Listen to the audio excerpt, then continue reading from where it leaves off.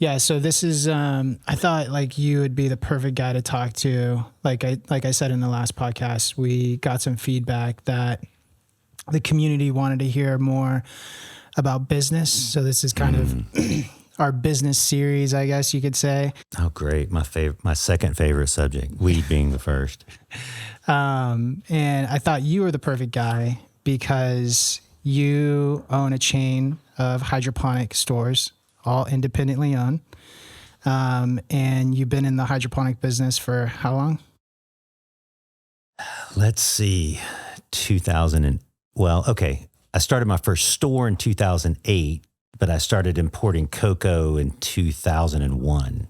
Okay, so you were on like manufacturing the side. Manufacturing side First, of it. Right. And then you opened a hydro store when? 2008. Okay. Yeah. Yeah, Craig Hargrove from Sunlight Supply. I was working out a distribution deal with my potting soil I was making, and we were having dinner, and he was just mentioning these markets. I always wanted to open up a retail store, and Craig told me that he would front me out for a store in Colorado because it was a hot market in 2008. So I said yes, and they started me out.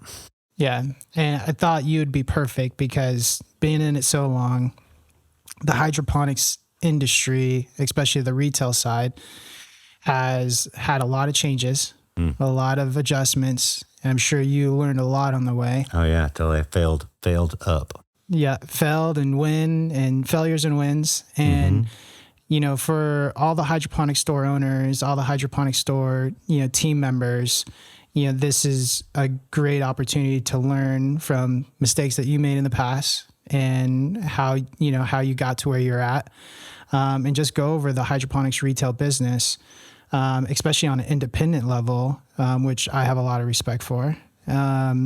So where did you open? You opened your first store in Colorado.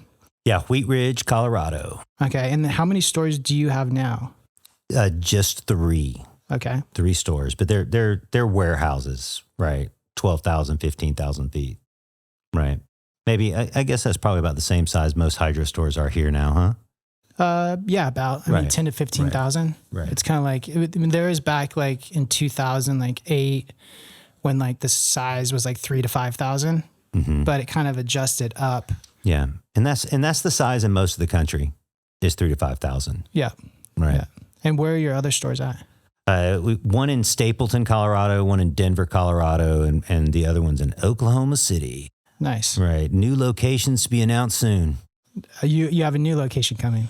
Yeah. I want to open up several others. I've been looking at a handful of places, I don't want to reveal my locations because of the competition in the industry, but yeah, no, competition is fierce in the competition's tough. It's really good for us right now because so many people have struggled, right? And man, I think I was just lucky. I was struggled earlier on when the margins were higher, right? And the scene was a little bit different. And so like when everybody came into it a little later into the game, the struggle was real. Right. And so I'm expanding right now. People tell me that many people tell me they're failing or they're having a hard time. They're laying off people. And we've done all that too. But man, there's weed growing everywhere. It's not just California and Colorado and Oregon anymore. Right. Every single state in the country. And it's hard to open up a hydro store now. Like when we both started, what was your first inventory? Right? Like I started with about 30,000. Yeah, $30,000. Yep. Like you can't even get a hydrofarm account right now, I don't think, unless you have $100,000. Really? Yeah, right. I didn't know that. And I think I started it all on $90,000. I opened up 2 stores for $90,000. You opened up 2 stores at the same time. Yeah, that's hard. And that's why I opened up one here in Ontario. Yep. And that was why that one failed, is because I really didn't know what I was doing. Right. And, I thought I'd try. You were competing against me in Ontario. Well, I've failed so much here. I don't think I was competing with anybody. Yeah. Right. No, the Ontario did teach me a lot. It taught me about how to operate like outside of where I was living in different locations. And I'd done a little bit of that, but I got to fly to Ontario this week. I got to show people how to count out a drawer, right? Show people how to count inventory. And, that taught me a lot, right? It really helped me build systems. And now my systems are really good, but they're all built on that failure and others too, Yeah. Well, how often were you having to go to your other hydroponic store, the second store? At the beginning, I would, man, it's been a little while, many joints ago. I can't quite remember that. But I would probably I'd go down there. My MO is probably I'd go down there and stay for a period of time and then get everybody set. And then come back 3 weeks later, right, and see what they were doing wrong, and then do it again, do it again. That's what makes it really hard, because the hydroponic business is a very personable business, right? You know who your customers are. They're all kind of especially back then in 2008, they're kind of walking that fine line between medical and not medical, and having that personal connection into the community, into the local community on a daily basis, to where everybody knows who you are, everybody knows your name. You've got built-in relationships with the local community, is vital for a hydroponic shop. And we did have that. I did recognize that because, in Humboldt, where I was living at the time, where I've lived most of my life, it was like that. You went to the hydro store. It was a community. You hung out with people. You met other growers. You did deals in the parking lot. You talked to the employees and got the lowdown on the different stuff coming out or the problems people were having. It was like, oh, don't buy Onic right now. It just froze, or, and you get that community from it. So I was aware of that. And not that I picked badly, but my people down here were all older guys, home growers. So 3 plants and a light. Yeah. Right. So I thought I had a community enough, but I just didn't realize it. Cause coming from Humboldt, everybody was just so big. And, so I just thought that, I know people down there, it'll work out the same. Yeah. But it didn't. It didn't. Yeah. Location's big. Yeah. I know you were off the 60. Yeah. Right. And I was off of Country Village and the 60. Mm-hmm. We're probably 15 minutes apart, 10 minutes apart from each other. But I had the 15 and the 60. Right. Right. And I think my original location was Glen Avon Hydroponics. And I, have 500 square foot, started with $30,000. I lived in the back bedroom. Totally. So it's when you're a business owner and you're operating a hydroponic shop and you're pretty much there 24/7, living in the back, building relationships. Oh yeah, man. It's really important. And I did a similar thing in Denver, is I had an upstairs apartment. You did? Right. And so customers would come in, my friends would come in, and we, at the time, of course, the migration of cannabis farmers was starting because it was all here on the West Coast, and people were moving to Colorado or, something like that. And, they're like, oh, my friend said, come meet you. And we'd go upstairs, we'd smoke out, talk shop for hours, reek the shop out. And nobody was doing that back then. Yep. Right. Because you know this about me, but I love weed and I'm 100% proponent of it. And, we fire it up at all the inappropriate places and moments. And, part of it is I'm trying to expand how people think about it. Because people who aren't into weed, they judge us.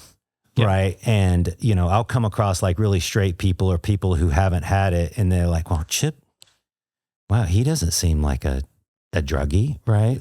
He doesn't, act like a stoner, and it's I'm a total stoner, right? But I'd carry on a great conversation. I could talk about some deep stuff. And you can operate a good, clean business in multiple states. Yeah. That's got a lot of team members. Yeah. And it's definitely made people say, huh, it's not like what I thought it was. when I talk to them about it, because we run a good sized business, right? It's, we're one of the top hydro stores in the country, right? I know there's people bigger than me, but I pay all my bills, right, in cash, and got great employees and great inventory. And, we get preferential treatment, because of the good business we do. And I'm sure I could call you guys up right now and you would break your back to get whatever I needed to, because we've done such good business over the years. If there was a problem, everybody was polite and professional about it. And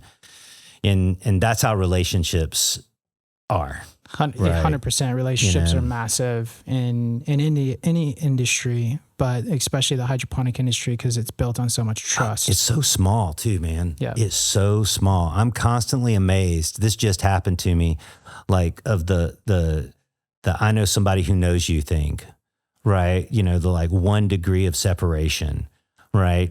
I was talking to somebody in New York recently, and their partner was somebody that I knew from like 20 years ago. Right. And, everybody had still been in the business the whole time, but I hadn't come across this guy in 20 years. Right. Yeah. And it's like, oh yeah, I know him. And so like, I was able to give a reference to somebody else for that guy. Right. And that's what it takes, that network, man. 100%. So you got 2 stores in Colorado, but you also have a store in Oklahoma. Yeah, one in Oklahoma, 2 in Colorado, and then we manufacture cocoa-based potting soil in Colorado too. Yeah, and we both have a common ground. We're both pilots, and you would fly back. Well, you home base is Oklahoma or Colorado right now? Well, home base is now Colorado, right? We're transitioning out of Oklahoma. And what would you do? You would fly from Oklahoma to Colorado? Yeah. Yeah. Just in your own personal Cessna? Yeah. How long was that flight? It's just 3.5 hours. Well, it depends on the wind, right? So like the fastest I did it was going there 3.5 hours, but like 5 hours. And I'm a talker. I don't have autopilot on my plane. Oh, you don't have autopilot? So it's all hand flown. So it's like, if I'm like bullshitting, this is what happens. 3.5 to 5 hours of flying the plane, no autopilot. Yeah. That's a lot. Yeah. You're exhausted. Yeah, totally. Yeah. Well, you learn how to fly it on trim. Yeah. Right. So like that's the poor man's autopilot. Right. Yeah. But yeah, no, it's, and that's what I love about aviation too, is especially in these older planes. Like I actually just sold my plane. It was 1963 Cessna 182. It was total cherry, completely rebuilt, but is this old school, almost like a bicycle.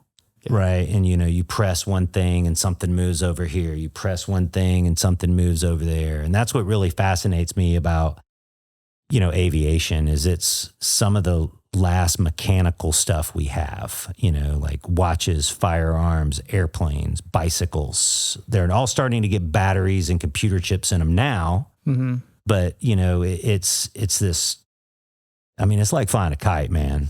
It really is. You got to get into the wind. Right. Get the angle of attack, and it's just this really basic physics thing. And you have to think about it the whole time. Yeah. Right. And so every time I get out of the plane, I'm so relaxed, Yeah. My wife will, for years, was like, you should meditate. You should, take yoga. And that stuff's not really me, but like I get in the plane and that's meditation. Yeah. Just think about 6 instruments. Just you have to completely focus, right? And the more hours I've gotten, the more comfortable I am with it, And so, like I said, I'm a talker, right? Yeah. But I'm still focused on it.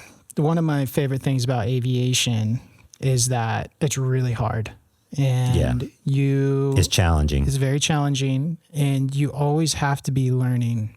Oh yeah. Every day I'm up there, something new is happening, man. Yeah. Every single time. And you have to be proficient, because if you take like a month off, right? Oh yeah. And you get in the plane and you're like, man, like, am I good? I get a little sweaty palms, just because I haven't flown so long. Yeah. That totally. proficiency is so big. And you got to stay at it all the time and always learning. I think it keeps you keeps you sharper as a human because your brain's always learning new things and you're always studying new things, and becoming a better pilot because, I mean, you can't make any mistakes. Can't make any things. Aviation's taught me so much in life. I wish I'd picked it up earlier. I started in 2010, and I was a little wilder with everything back then, carefree and just like jump in the deep end. That's always been one of my things. I'll jump in the deep end and figure it out. Right. And aviation taught me about checklists. Right. It taught me to triple check things, and for our listeners, like an aviation checklist is this really short list, and it'll tell you everything about the plane, how to do everything on the plane. And you just go down the list and you read it and you do exactly what it says. Unlike maybe other instructions that you might get, like if you're building an IKEA furniture, you're like, 1, 2, 3, 4, right? Yeah, you don't care about that. Right. But the checklist is, one, it's safe. It makes everything safe, but it's this really precise wording, of something, right? Like, what's a good example of it? It's like on a run up, when you're doing a run up, like, okay, put the parking brake on, pull the RPMs up to 2,600 RPMs, put on the car P. Like each one of those things is testing something, and certifying that something's working, but it just says RPMs 2,600, car P, right? And it's this really efficient language, right? And that's taught me so much. Yep. Right. Yeah. I was a little wild when I was younger. But I got my pilot's license when I was like 25, 26. Well, you grew up in an airport environment, right? No, not originally. Oh, okay. Your parents got that later. Yeah. Okay. And my stepdad really taught me how to fly. And people would fly with me and they'd know who I am outside of flying. And I'd just be, just me, a little wild. And when I got in the plane, you're a completely different person. 100%. You talk different, you act different. Right. You, like you said, you do your checklist different. Like just everything is just so precise. You're not just hopping in, let's go, and let's go fly. It completely changed me when I'm flying a plane to how I was, out and about. My friend, Zach Velmer, he, right when I started flying, he said this to me. He's like, "Oh, do you have a jacket, a flying jacket?" And he's in a rock band. He's like a fashionable dude, right? And I was like, "No, I don't have a jacket." And he's like, "You need a jacket." I was like, "Why?" And he's like, "You put the jacket on and it puts you in the mode. Right now you're pilot chip." Right. And like, I realized what he was saying was like, oh, I get into that, but like these physical things you would do, right? Like, to get your mindset. And so like, for me, it became a visor. I have a flying visor. Right. And it's the old school, like McEnroe tennis visor, you know what I'm talking about. Yeah, right. Nice. And it's great for headphones because you put the headphones on it, Yeah. Man, I put that hat on and I am in pilot mode. It's Chip the pilot right then. I like that. I'm triple checking everything, and the focus that happens as soon as you put that article on, that hat on, it just changes everything. That's cool. I got to try that. Right. Yeah. Have you had any close calls, like flying back and forth from Colorado to Oklahoma or anything like that? No, not. I mean, I've had some incidences. I guess I had like some brakes go out on landing, a couple of years ago, and like just my left side went out. Right. So like when I put the brakes on it went right. Cause, I actually, we refueled, stopped for a sandwich in southern Colorado somewhere. And when we took back off, I realized there was a problem. Right. And, the thing they tell you in aviation, right, is like, oh, if there's a problem, just stop. But the reality of it is you're out there someplace and you're like, man, it's 5:30. I'm in this airport. Nobody's here. Like, I don't even know where I am. Really, what's the next city? Who's going to fix this? Like, and I'm thinking to myself, well, I'm going to an airport that I've landed at, Erie, That's my home airport in Colorado. I know that airport, right? I can, I know I can land with the right conditions in 400 or 500 feet. I don't need the brakes, right? Because I was actually trained not to use the brakes. You probably may have been trained not to use the brakes. Don't use the brakes. Especially if the runway is long enough. Right. And so I had that mentality, and the thing also I love about aviation is it's all this math that other people have already figured out. It's like geometry. There are these rules that happen no matter what, and if you put it together, then your plane goes at a certain spot. Yeah. So like in aviation we call it being on the numbers, right? And so like I get my speed right, I get my altitude right, I got my angle of attack right, and I'm like, oh, I got this. This is no problem. A little bit of wind right when I was coming in to land, right? And I picked up my speed a little bit, just a little bit, right? I landed and I just tapped my brake out of kind of instinct. And right? You turned one way. And I turned one way, right? And, you're going 70 miles an hour at that point, right? You've just landed and you go off to the side and... but because of the training, right, I just worked my feet, right? I flew the plane even though I was on the ground, right, and just directed, the direction of the plane that way. Yeah. That was the most recent one. When I first started, though, I probably had the most serious one. Was I blew a seal on a propeller. Yeah. On like a solo flight, like one of my first solo flighs, right? Because like for those of you that don't know, in aviation, you will fly for like 10 or 20 hours with an instructor, and then you start doing these solo maneuvers where it's just cross countries. And I was training out of Clear Lake, and I'd flown up to Humboldt Airport. You had to land at 3 different airports for the cross country, right? So I was coming back, and I blew this seal, and oil went all over the windshield. Dude, that right to where you couldn't see. That right? Would freak me out. Well, it did freak me out, but like the focus that happens in aviation, you don't freak out though, right? Like, or I don't, and maybe. I haven't been in the situation where I really freaked out, but it's all just like muscle memory, control, go back to your training, hit your numbers, like just think about it that way and you'll be okay. You have to trust the process. Yeah. Right. Just like business, you got to trust the process. Shit goes up and down. It's like, no, we're not changing anything. We're going to trust the process. So like I realized that, okay, this is the propeller. I got some altitude. There's a bunch of airports underneath me. I'm just going to make it back. Right. And that probably wasn't the thing to do. Now Chip would have just landed at the next airport. Right. But by the time I get to the Clear Lake, like oil all over the windshield, right? Your oil pressure wasn't. The oil pressure didn't change, and I thought about it, and what happened is I hadn't run the plane for a while, and I checked the oil, and it was low, so I put oil in, right, and so I over pressurized, the and it popped the seal. It popped the seal, right.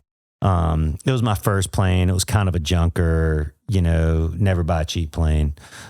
Yeah. Yeah. Right. And, so like when I landed, right, you couldn't see out the windshield, but back to trust the process, right? It's like, okay, I've been at this airport. I know that I need to be 1,500 feet over the ground. I know I need to be doing 55 miles an hour or whatever it was, and I'm just like, trust the process. Right. And, we land with our peripheral vision. That's what a lot of people also don't realize is when you're going that fast, you can't really tell like where the ground's coming until you look sideways, and then your peripheral vision, you can see it. Right. So like, I'm literally like looking out the crack in the window. But hey, it was actually probably one of my best landings at the time ever. And my instructor came out and was like, that was great landing. What's on your windshield, Yeah. So I bet your instructor was tripping. Because that's a big deal to have. He didn't though. No, he didn't though. He was like, oh, well, man, maybe you should have stopped at another airport, but you did it just fine. So, and training up in that area of the country is a little different with mountains. Yeah, and just with the people too, because it's the aviation community up there. At least historically, it was because there's, it's easier to get around in a plane, right, than to fly. Like I would fly from like Arcata to Willits and it'd take 38 minutes, or I'd drive it and it'd take 2.5 hours. So there's, also tons of World War II type of airports everywhere, these small little like 1,500 and 2,000 foot, paved strips everywhere. So you learn on these little small things. Right. And there's no towers. Like the tower, I would be between San Francisco and Seattle, I think. Right. So the first time I got into the plane, I'd read all the books and oh, I need to communicate. And, the instructor's like, nobody's out here. Just go. Nobody's out here. Just nobody's ever over here. Just go, and it's a little more rootsy than I ended up more cowboy. Yeah, I ended up getting my ticket in Colorado at Erie, Towered Airport, Broomfield went over, like Denver, one of the biggest places ever. Right. Oh yeah, I almost had a near miss there too. I guess I had a couple things happen there. You kind of, as a pilot, you kind of always have, the close calls and it's always a learning experience. But what I started doing is I watched like pilot debriefs. From accidents. Sure. On, like YouTube. Oh yeah. Totally.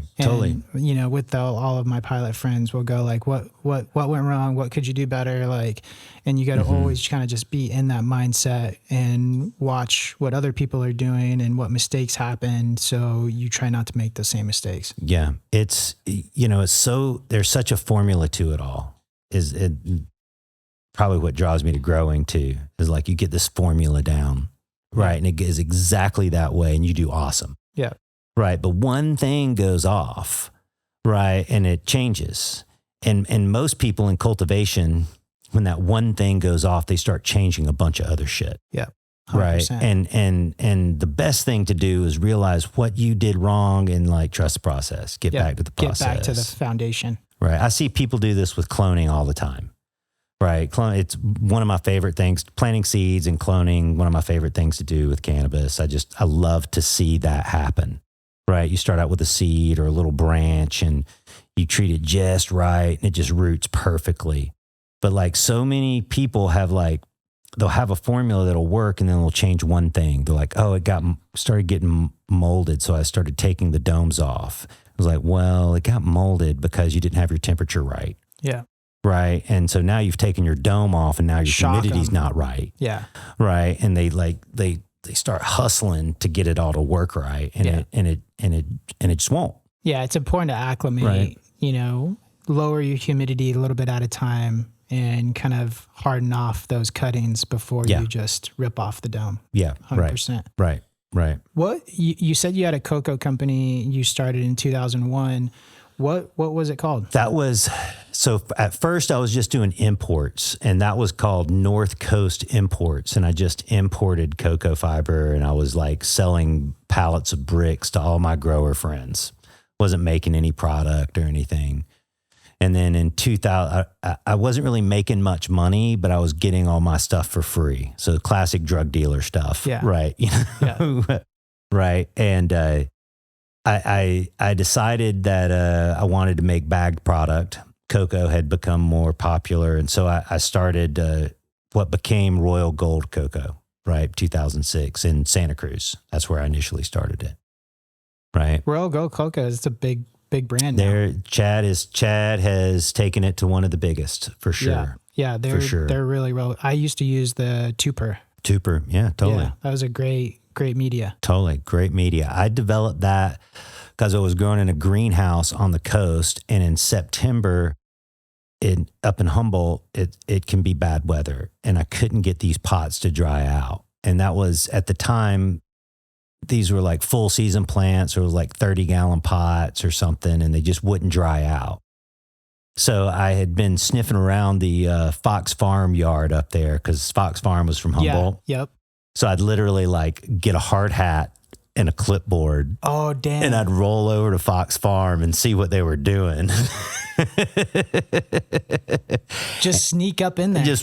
And like they had all this migrant labor there. So like the white guy shows up with a clipboard and they didn't know who you were. They'd just split. Right. Oh my and God. So I would walk around, check stuff out. I'd like take temperature readings and, like see where they got their bags from. I sniffed them out pretty hard. Yeah. Right. And I did that with a few other potting soil companies too around California before I really was able to get into it. But I found out that like sawdust and chip was mostly what Fox Farm was, right? And is to this day. It's just, wood waste product, just chip, right? And as I started talking to people, and I'd been growing for a long time, I realized what their problems were. They had this inconsistency. And so I got some sawdust, right? Literally redwood sawdust, and mixed it with cocoa fiber and perlite, right? And that dried it out enough, right? To where in September, right, I could water my plants frequently. Wow, right? That's how you did it. That's how I started it. And where would you source your sawdust from when you were making that 2x4? I was so lucky back then.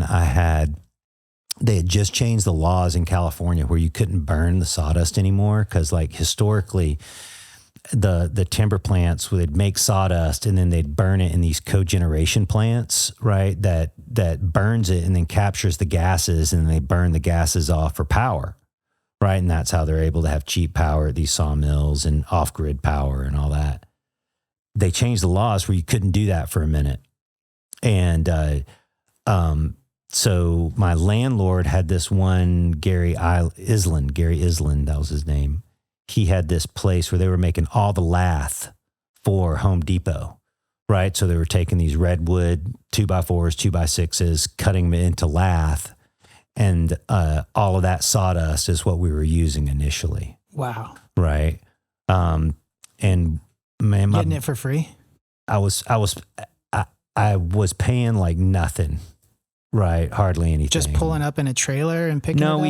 We would, I've always been a bigger pieces, better prices guy. Yeah. Right. So we'd send, big trucks over there to get it. And, but my big break though was one of these guys, timber companies, because we were in Humboldt and we were in a timber plant at that time. This was 2008, 2009, and this guy had a fire, right? At his timber plant, his lumber plant, and he had over the legal amount of sawdust.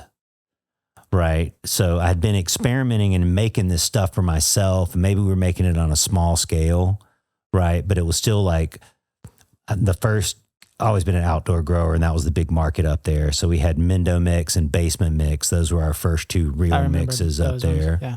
Right. And this guy was like, hey, man, I've got like 12,500 yards of sawdust. I'm going to bring them over to you. Well, it ended up being like 20,000 yards. Right. And he had to get rid of it like that. So he charged me like trucking fee, like $15,000 or something for 20,000 yards. I figured out how to compost it all. Right. And then I sold most of that stuff for like $100 a yard. Right. And that capital really enabled me to like buy like, new loaders, not one that's falling apart, and like new bagging machine and new conveyor belts. And that's what really helped me scale into it all. To where you really started blending, and that's kind of like the beginning stages of Royal Gold. Right. Because you can mix soil with a shovel or front end loader, right? But it's hard to scale it unless you have proper mixing equipment, conveyor belts, fertilizer distribution stuff, right? Like it's just hard to do it at scale, right? But I didn't really have any money then when this was all going on,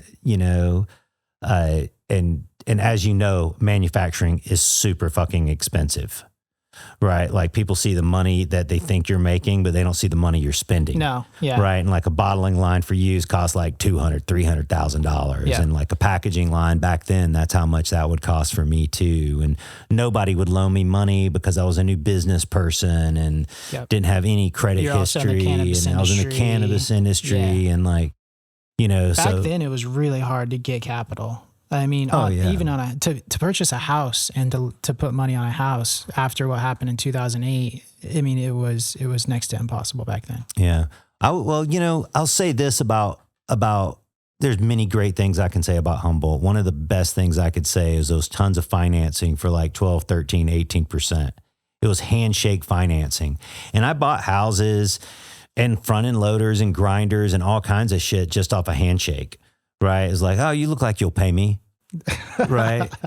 And it was really good because it taught me to trust people. Yeah. Right. Without having to have like a credit check or like, I don't know, a letter of commitment or whatever, all the stuff we do today. Yeah. Right. And we would. But they're all guys that were in the industry. Well, I was also lucky enough at the time where I was there was a couple other small bulk soil people, but I was the only big guy there. Right. So if you wanted soil at a good deal and wanted to get it delivered and like we answered the phone every day, like they came to us. So you don't want to burn me. Your customers were kind of loaning you funds. Did you say that? No, not my customers, but like, you know, like there was just this network of people who had been doing this for a long time, old school Humboldt growers, you know, that they had already had their day.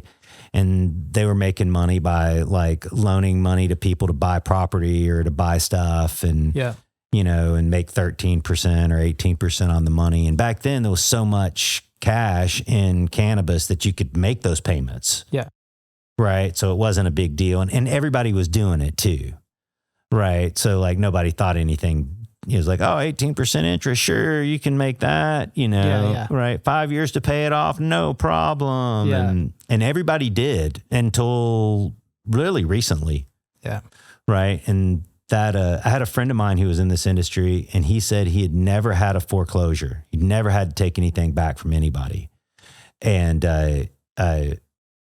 up until like 3 or 4 years ago, and then all the foreclosures started happening. Everybody started going out of business, and all of that lending kind of stopped. How is Humboldt now, like compared to when you were in its heyday? Man, when we first got there in 1996, cannabis had just been legalized for medical use, and like 7-8 years before, there'd been this big like eradication program up there where they were like National Guard shutting down the roads. And there's a lot of roads up there. It's just like one way in and one way out. So it's easy to shut down the road and then search everybody. Lots of people got busted. Lots of people went to jail, and it kind of like shut down that part of the community. So when we got there, it was really like desolate. Like in Eureka and Arcata, there was like numerous buildings that weren't occupied, and everything was inexpensive. And then as these different phases of legalization came by, right, the community grew. In 2013, 14, there was this like Humboldt State, which is now Humboldt Cal Poly. They had this GIS survey that said there was 13,000 commercial grows in Humboldt. Whoa. And they considered that anything that was an acre or more that had been cleared. Well, man, there was probably that many more places. It was just like 3,000 square foot greenhouse or something. Right. So like, you know, thousands and thousands of commercial operations. And then like in McKinleyville, like all the houses, right? If there was a frost or something, there'd be frost on all the houses except the garage. Right. Yeah. Everybody was growing weed. Yep. Right. And at the time, like they'd, you know, 2013, there was a new DA. The rule was like, if you had 1,000 plants or less, like you didn't really get in trouble, right? You got like 3 years probation. Maybe you lost all your shit, but like, you know, it wasn't that big a deal. You know, maybe you thought it was at the time, but by the time 3 years were up, you're like onto something bigger. Yeah. Right. So like, you know, that progressed from 2013 to 2018 to literally troves of trimmers coming in. Right. South Africa or South America. All over the country.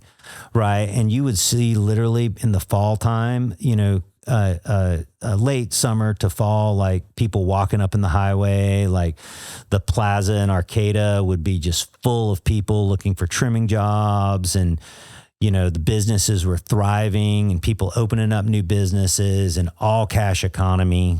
Right. You know, I was just there recently and, let me back up and say, everybody who got busted was the worst people. They were the people who were doing the worst of it. They were like trashing the environment, throwing their trash around. They were being irresponsible. They were being violent. They had other drug problems. And so those are the people that the community saw that got busted every day. And every day there was a new weed bust. Yeah. Right. And so the community was really against weed growers because they thought everybody was like that. Right. You know, even though like half of the people that were, you know, on the PTA were growing weed and selling weed, but, you know, they were hiding it and they weren't the people on the news that were dumping diesel in the creek. Yeah. Right. And then there was also the cops would show up to people's places and then they would trash the place and they would like cut diesel lines and, you know, throw out all, and the newspaper comes and takes pictures and it just makes you look bad. Yeah, in such a beautiful area. You know, Humboldt's gorgeous. So the community was against it when cannabis became legal, right? 2015, 16, the community was really against it. And it boomed for a minute, but they were able to put this like bureaucratic block in it. And I was just up there recently and supposedly there's 500 commercial growers now. From the 3,000 that was in 2013. Big shakeout. Right. The farmer's market in the plaza, like you can park like right next to it, like nobody's there, like the restaurants that were all on fronts and they had some weed growing on the side and so they were only open 2 or 3 days. Well, now they're open 7 days a week. Right. You can park at the beach. You can get you go to the beach before, surfers were a great group of community that grow weed because all they want to do is surf. So like they grow weed to pay for their surfing habit. Yeah. Right. And Humboldt's a great surfing spot, big waves. Right. So like lots of people from all over the world were doing that. Gone. Like there's hardly anybody up there. It's wild. Right. It is wild. And the Hawthorne Sunlight, they had a distribution facility up there. Right, at some point, and they were probably doing $100 million, in business. And, Royal Gold was up there and I sold that in like 2018 or 19. I can't remember when, but like they were doing really good business. And then they had like 6 or 7 other hydro shops. They were the biggest hydro shops in the country. Right. Man, probably cumulatively just off of the hydro industry, the grow industry, $250 million in business, right? Just people selling parts and pieces to growers. Yep. That's all gone. All gone. There's one hydro store up there, right? Right. Endless Summer, AKA Bayside, Hydro, Gavin, whatever. Yeah, those guys are good guys. Gavin's awesome dude. Good crew of people. And there was lots of people like that, but like, Steve Geeter, he was Humboldt Wholesale. He started that whole thing and, his whole string of hydro stores. Steve Mueller? Steve Mueller, he was part of that group too. He was out of Tahoe and San Diego, I think maybe. Steve Mueller is a great guy. Like I was at a Maxfield trade show and that's old school. Old school. Right. And I named my hydroponic shop Hydroponics Inc. And I looked up the URL on GoDaddy and it said Steve Mueller owned hydroponicsinc.com. Mm-hmm. And I was at Maxfield and I walked up to him. I was like, hey, I heard a lot about you. He's the owner of House and Garden, Humboldt Wholesale, one of the founders, right? Yeah. And I was like, hey, like you own hydroponicsinc.com. And I was wondering if you'd be interested in selling it to me because I opened up a hydro shop in the Inland Empire called Hydroponics Inc. And he looks over at me. He's like, we talk a little bit, and he's like, you know what, you can have it. And I was like, are you serious? He's like, let me tell you, that was the only thing I've ever heard Steve Mueller give away. That guy is one of the best business people. Oh, he's smart, dude. Right. He's smart. Oh, hey man, if the stories are true, I don't know if they are or not, but he sold out to Grow Generation. He sold the stores to Grow Generation, but he sold Humboldt wholesale to Hydrofarm. Right. Yeah. He got cash for those Grow Generation, where everybody else got stock options. Right. And he got paid like pretty well compared to like their equation of paying people. Mm-hmm. Right. Like, like really like good negotiator, good business guy. And, he rubs some people wrong because of that. But like, I appreciate it. I see the beauty in it for sure. Yeah.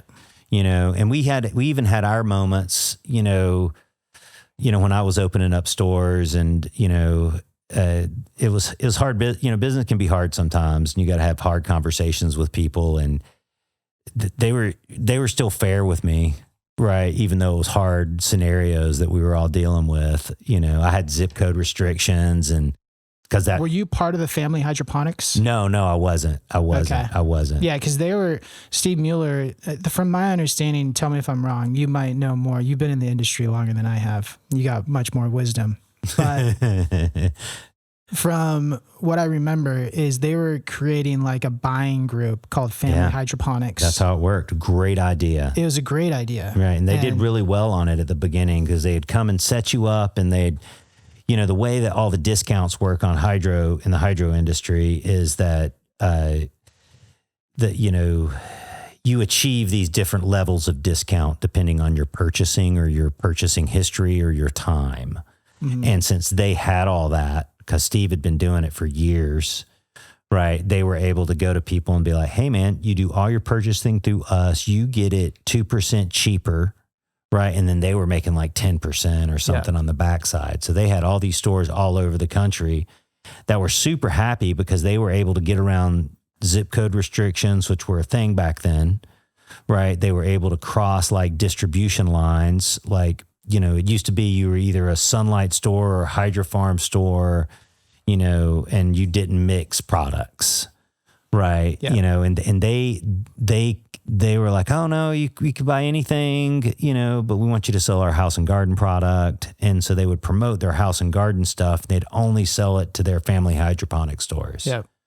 Right. It was a really good model for a minute. I think that changed about the time I got into the industry, because I remember it didn't last long. Yeah, my first order I had placed with House and Garden was $5,000. I had to come up with $5,000 to get my House and Garden order, and I was saving up my money. I was like, I gotta make $5,000 because I had blown 25,000 of it on the Sunlight Supply, and so this is a really cool story. So I started a company called Aura Systems, the mini splits. Oh, sure. Sure. So I started just like you did. I would go down to Long Beach and pick up mini splits from a third-party logistics there.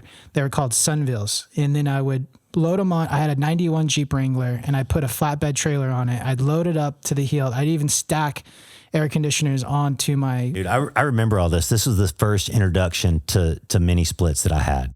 Was Aura? Yeah, totally. They were perfect for grow rooms. Right.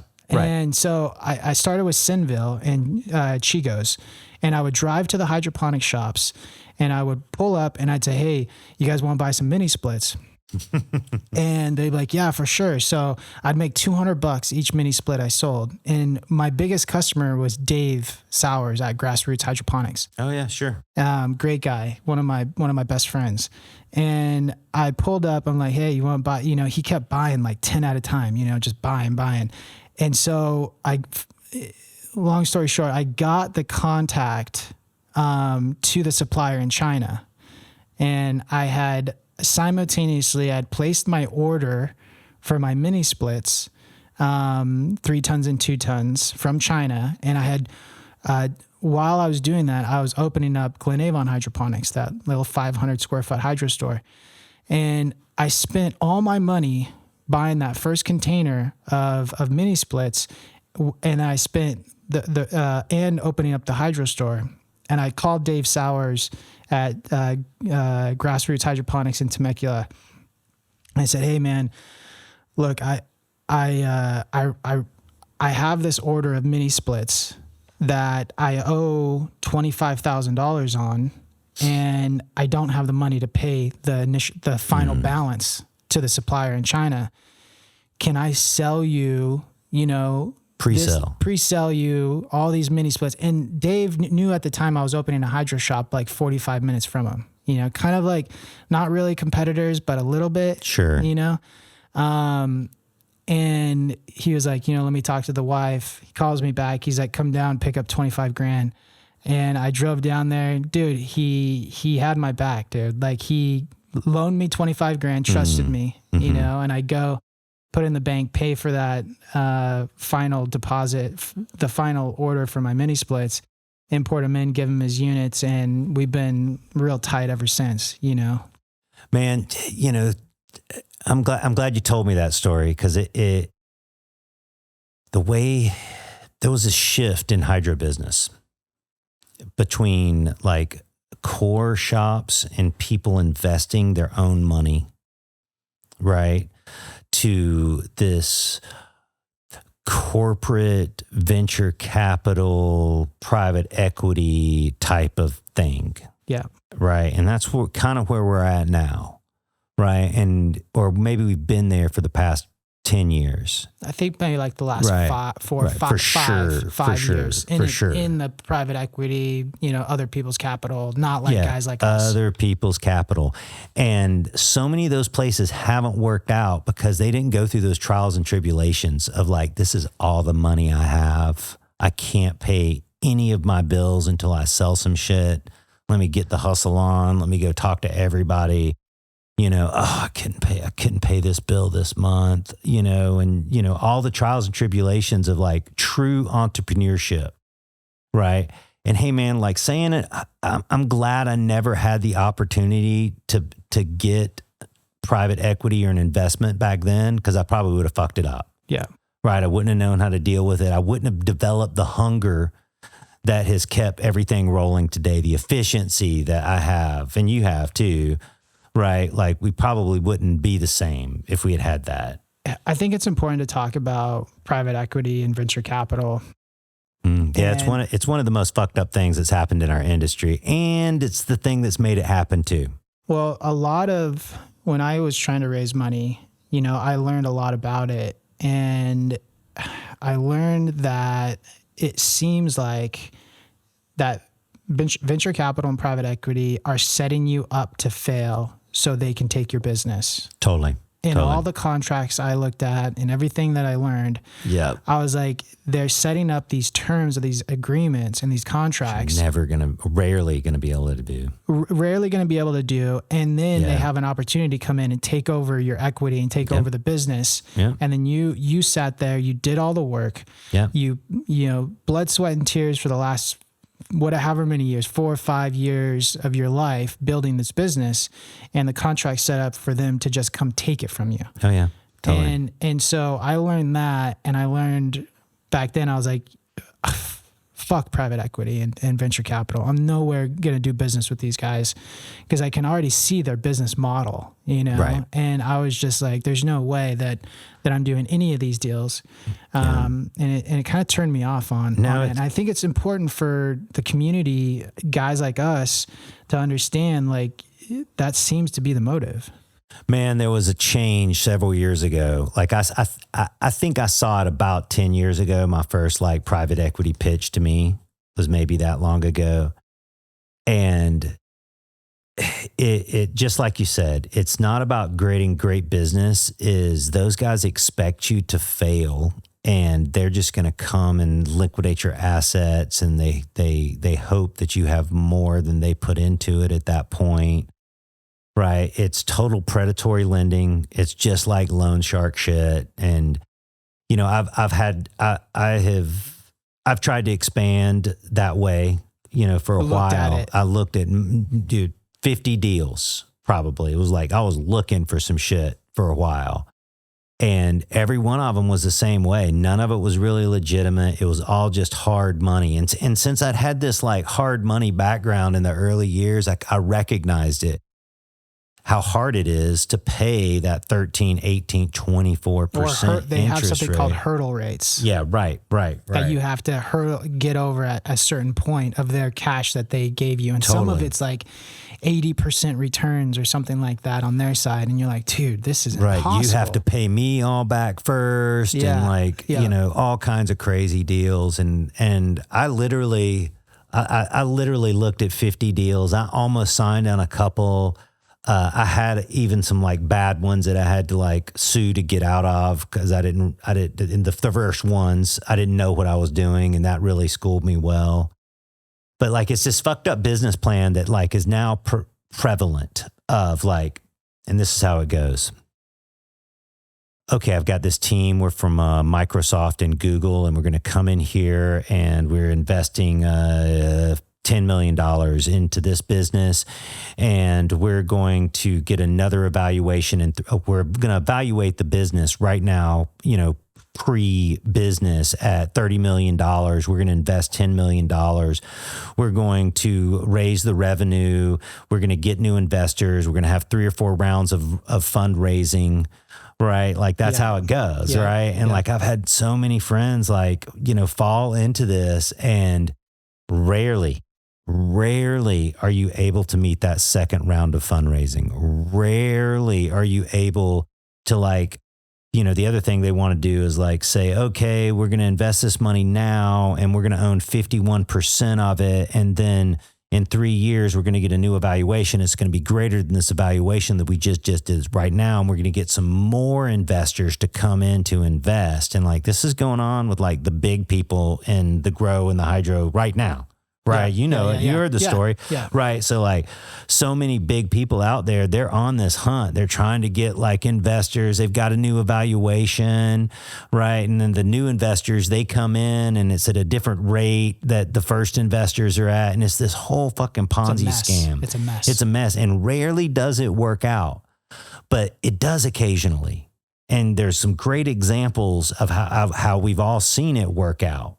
But, you know, those are the 1 in 20, right? It's probably 1 in 100.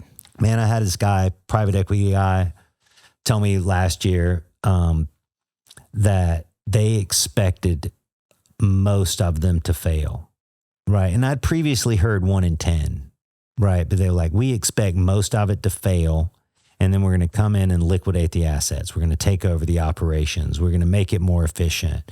And they weren't in the cannabis space. They were in some other spaces. Right. But that was their plan. Yeah. Right. And it's totally predatory. Right. They're taking advantage of somebody with a dream. Right. And I mean, it takes 2 people to do it. Right. Like the guy with the dream, he's signing up for it. You know, but a lot of those guys with the dream, like me or somebody else, they don't have the experience. No. Right. And you got to fail through it. And that's what we were saying earlier is you fail up. Yeah. Right. If you're lucky, you can fail up. Yeah, that's exactly it. Right. And now the economy has changed so much. It's not quite that way. Yeah. Right. Is like, if you fail now, if I have like, hey man, in Colorado, we just had this, you know, I make mistakes all the time. Right. You know, and, I try to learn from them. In Colorado, we just had this big rebate program. Have you heard about this? I've heard that. It's a fucking nightmare, it's a shit dude. show. So we had this rebate program, and it'd been going on for several years. And the way it would work is there was a third-party company. They'd come in and they'd evaluate your grow and say that you were eligible for these rebates. And then, you know, they'd come to me. I'd buy the lights. I would, you know, put them in their facility, and then like 3 months later, I'd get a check. I heard you can't open up the boxes. Is that, can you hang the lights? No. I mean, it's changed over time every year because it's a government funded plan. Because it's really smart, really. What Colorado's doing is like, okay, we're growing. We need to increase the electrical grid. We make everybody more efficient, and then we have more power. Right. That's the idea. And it's a great idea. Right. But in Colorado's case, like you'd have to hang the lights, right? Then they'd come back and make sure you'd hang the lights, and then like you'd get a check, right? Or I would get a check, right? And all kinds of people were doing this, and all kinds of people were scamming the system, right? And from the third party company and the power company, they were scamming too, because they wanted to get that government check too, right? So they're just like signing off on people's documents. They weren't doing the right accounting. And like all of a sudden last June, right, they were like $30 million over budget or something, right? It was like, oh, we spent all our money in 6 months, but we've got all these other lamps, that we have to pay for, right? And I was fortunately bright enough that I'd put a limit on our guys of, hey, we can't be any more than like $500,000 out in inventory at any one time. I don't care about like whatever the deal is. Like that's all I'm going to risk on this. Yeah. Right. Well, I think we got to 680 and they called it in June. And so like, I didn't get a check. For the 680,000 that you had out on lights? Yeah, totally. We just started getting it back. Right. But like other people, they just trusted this system and they were $2, $3, $4, $5 million into hydroponic it. shops? A lot of the people that did were just like Chinese or import LED light manufacturers. A lot of people were like that. Whoa. Right. And then there were other people who were like hydro shops, just like myself, that were on the hustle for it. And they just went to all their customers and like, hey man, you want free lights? I know this is what I did. I went to all my customers that were buying HPS bulbs, right? Or had bought lamps in the past and just called them up and was like, hey, I can give you free lights. And like, no way. And I was like, yeah, I'll give you free lights. Yeah. Right. Cause that's how it was working. And, we didn't make much money on it. Right. Cause as you know, the retail to markup is not that much in lights, maybe 10%, 7% even for me. Yeah. Right. The import lights are a little different because not all the LED lights are the same. Right. People can dress these up or they can say whatever. People just hear LED. They think it's great. And so there's getting these like $50 and $100 lights, but they're selling them as their $1,000 lights to people. Mm-hmm. Right. So, there was a lot of business in it, and good business, dude, it's, but yeah, from failing over and over again. The same things happening in California. They do these rebates everywhere, and sometimes they're 100%, sometimes they're 70%. I see like Grow Generation advertising, they can get you, 100% back or 50% back, but like it's not really true. It's per state, it's per power company, and it really is a good thing, I suppose. Yeah. Right. Until the money runs out. Until the money runs out. Yeah. Or like, here's also what's going to happen is all these people who've bought these cheap Chinese lights, and you know who you are?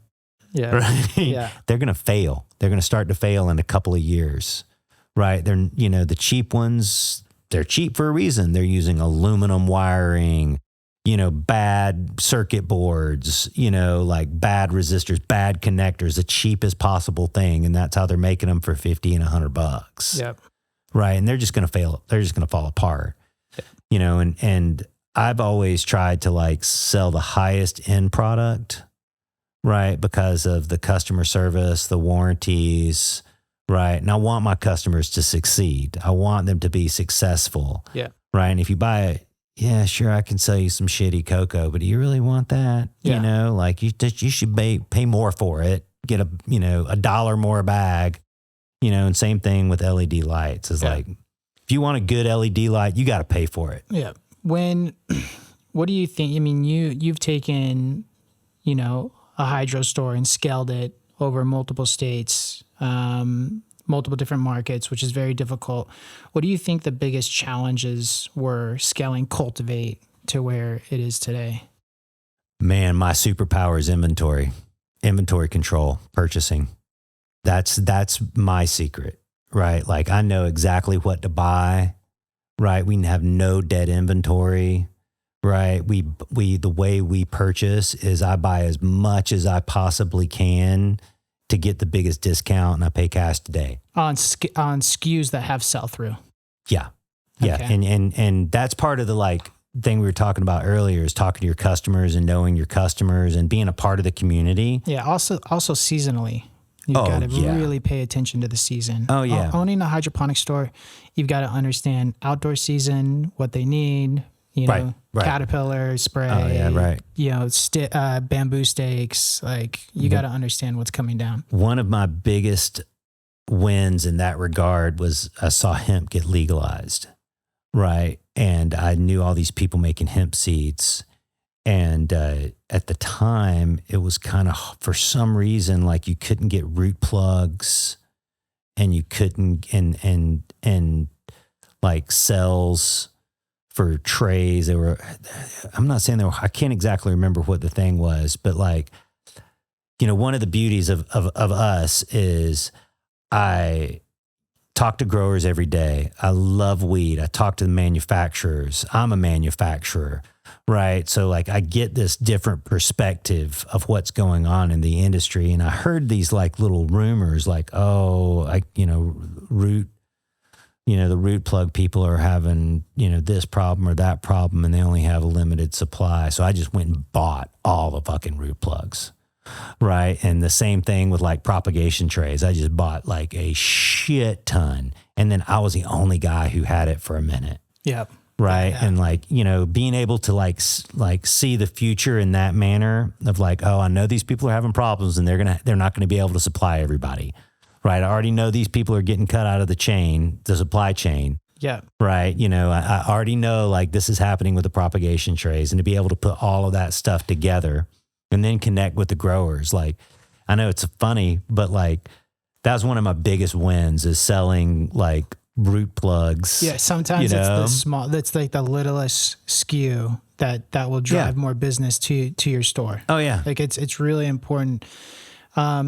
With inventory and managing so many different brands and so many different SKUs, you got to keep your finger on the pulse of the market. Yeah, totally. What's hot, what's not. Totally. Where do you see like the hydroponic store 5-10 years ago to the hydroponic store today on the inventory side? What do you think is the biggest thing that's changed and changing? Well, currently there's not so much build out going on, right? So like it's all consumables, right? Fertilizer, bags, soil, gloves, scissors, rock wool. Like I like media. I've always liked rock wool. I'm a cocoa guy for sure, 100% cocoa guy. Me too. But like I've always liked rock wool, but never really, really been into it. But man, we'll get a container a week of rock wool. Like people love it, right? So I can't put my views on it. Yeah, cocoa's better. Right, 100%. But I don't care. They want 6-inch rock wool cubes. Okay, that's what I'm buying. Right, and that's just how it is. Right, but it has changed from the build out to consumables. Right, and we do build out still for sure. Right, but the build outs have also changed too. Right, like before, like dehums and, lights and fertilizer systems, you'd all come through the hydro stores. And now it's like, oh, well, there's AC systems that do the dehumidification now. And there's chiller systems for the AC. And there's just better engineering that's gone on, right? People have been able to hire it. So the big thing is it's consumables, right? It's gone from build outs to consumables, even though like I sell all over the country, right? I'm selling in New Jersey and New York, right now.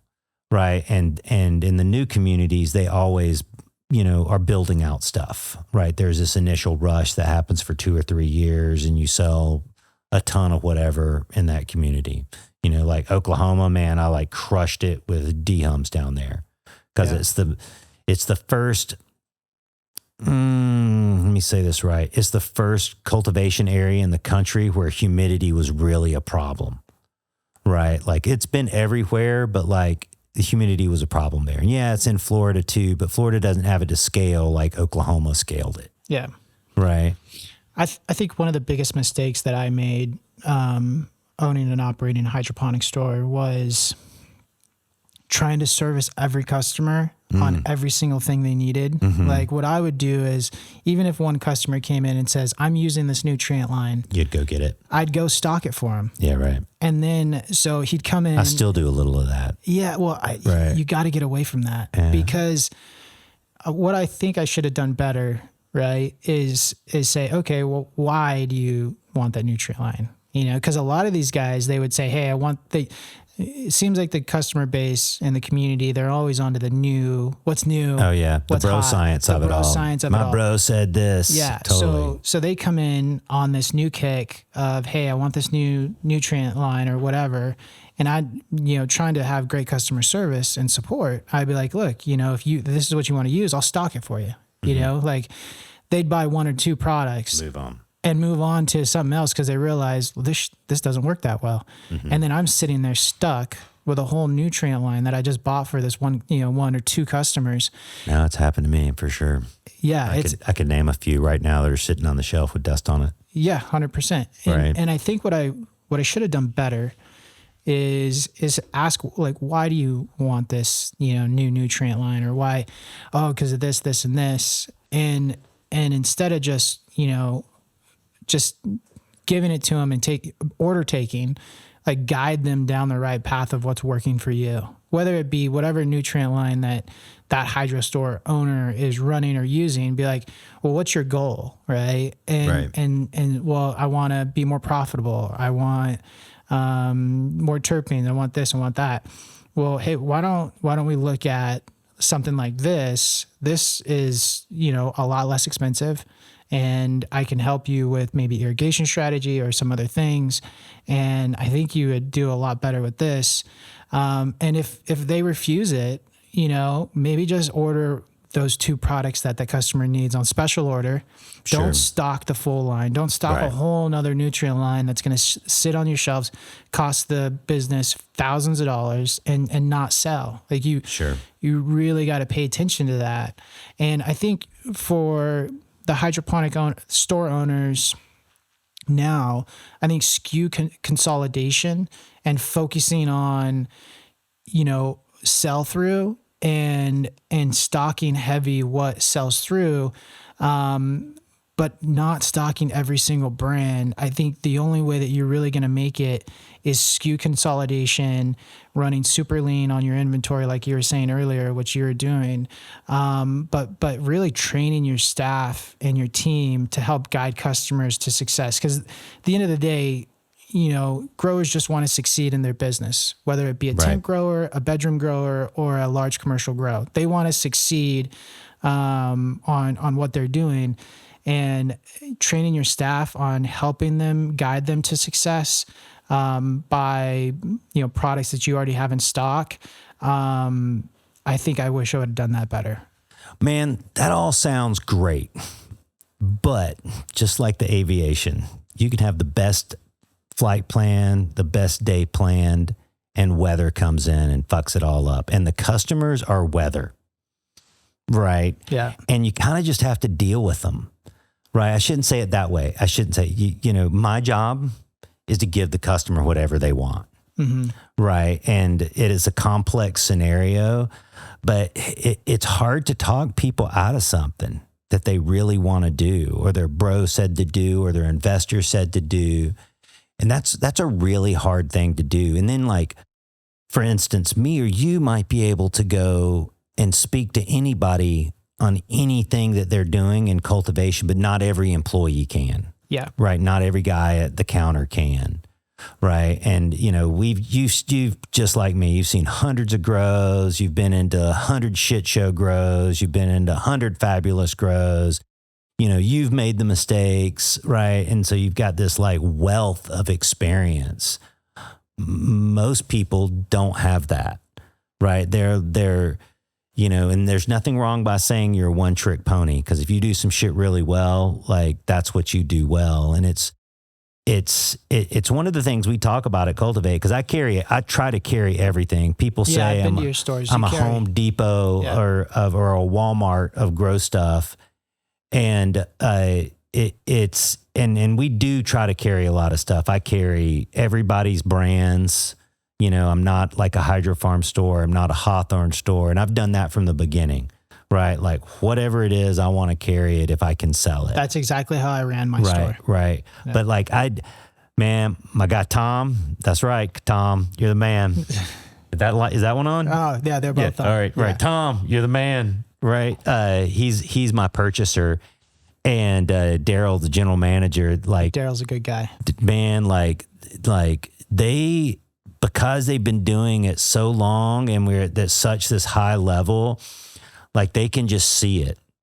They're like, oh man, this one guy comes in and he wants I'm just going to make some shit up, some 20 by 15 seal bags with the black sides on it. Right. But we sell the like 15 by 12s. I'm just making this stuff up. Right. Like he says he's going to buy a bunch, well, let's buy a little bit, just like you were saying earlier. Yeah. But like, I'll still go out and buy the stash bags. Right. Even though I prefer the Trapper's Choice, right, for the store. Right. So like, yeah, sometimes the inventory does stay on there, but it's the 80-20 rule. It's like 80% of the stuff you're not really gonna move, and 20% is the stuff that you make money on. Right. I don't quite think that's true for me, because I really don't have that much dead inventory. I could come out with a couple nutrient brands that aren't selling anymore, but I don't want to call my friends out. Yeah.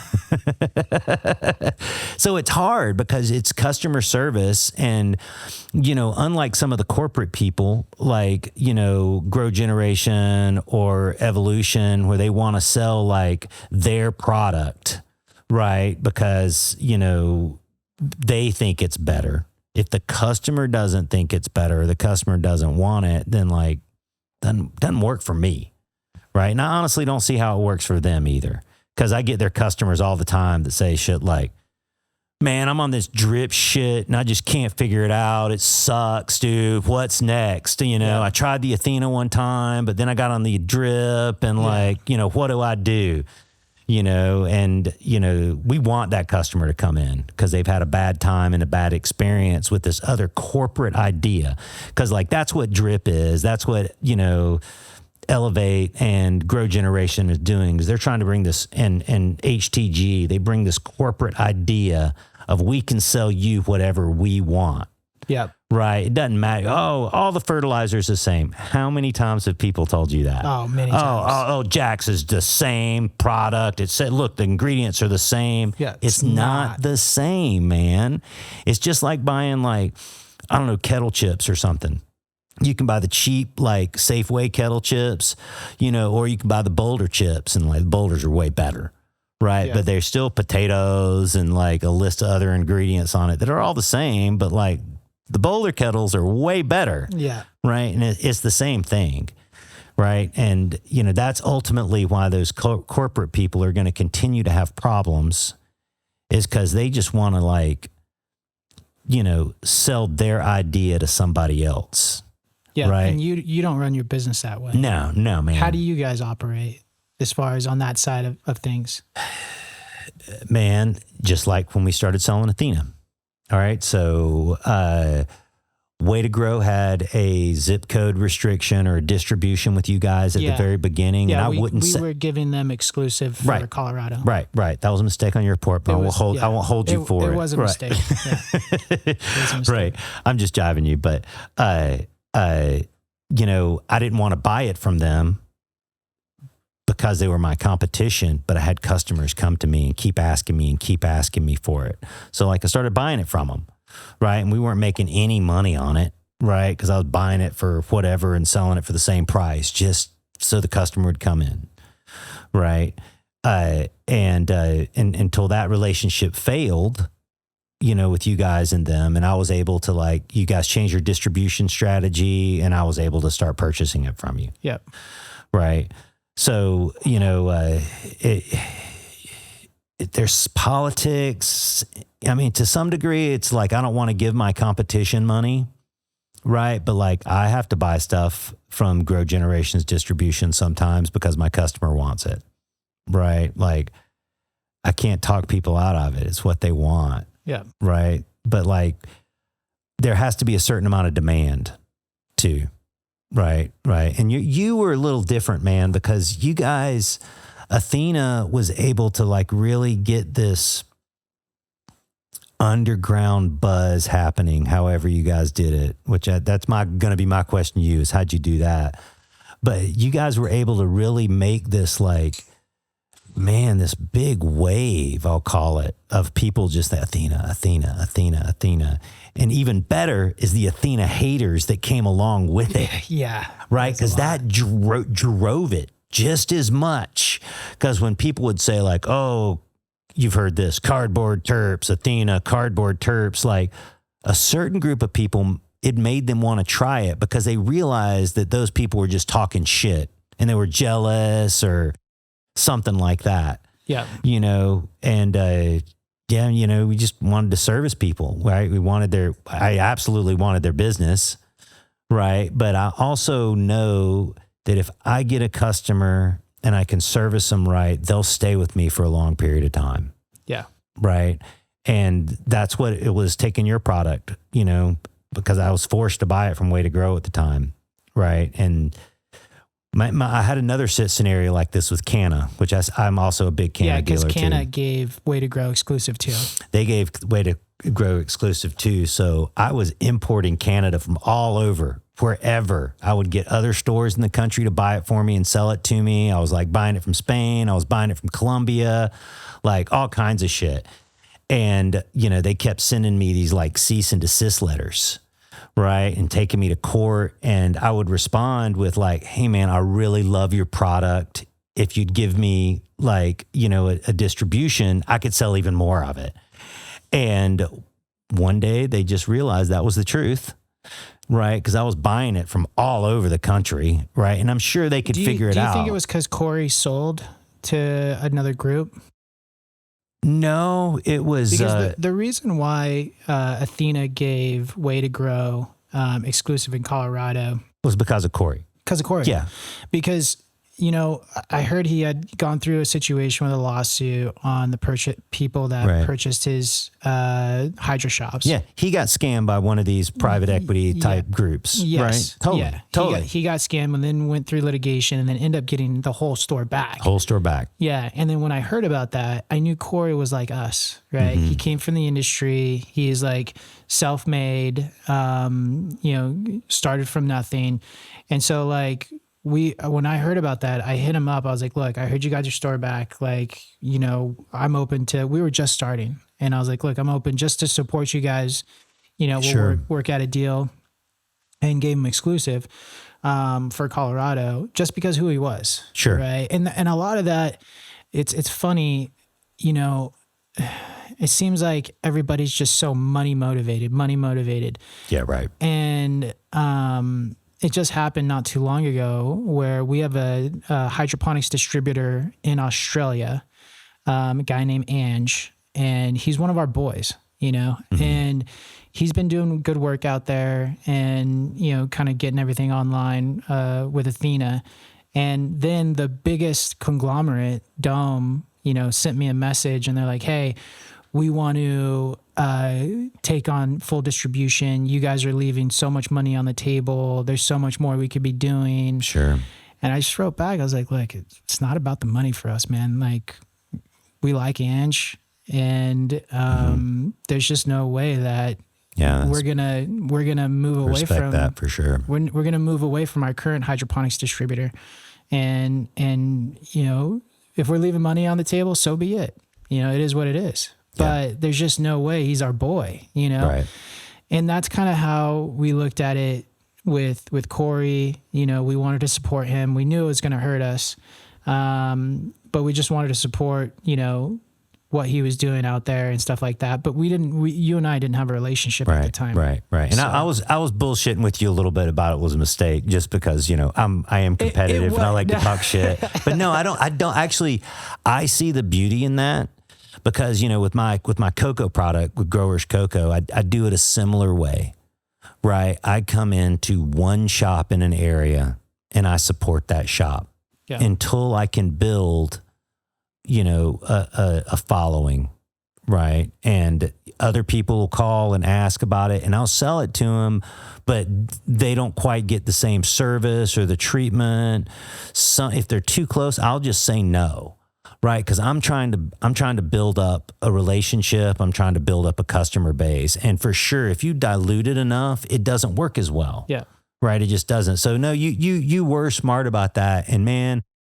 Dude, Corey kicked my ass left and right for a good solid 5 years before I figured it out, right? He totally schooled me. And I mean, I use some of his tricks now, right? So like I learned, he taught me some great lessons, right? Some great purchasing lessons, some great customer lessons, some great sales lessons, right? Like he stole customers from me, and like I figured out how he stole them, so I'd steal them back. And yeah. Right. So he taught me a lot. On the pulse, it seems like. Yeah. Right. He had a network of people. I mean, to this day, I have people that come into my store and is like, oh, I've been growing here my whole life. I've never come into your shop. I've always been a way to grow customer. Right. But like, they sold out. It's corporate now. Like none of my guys are there anymore.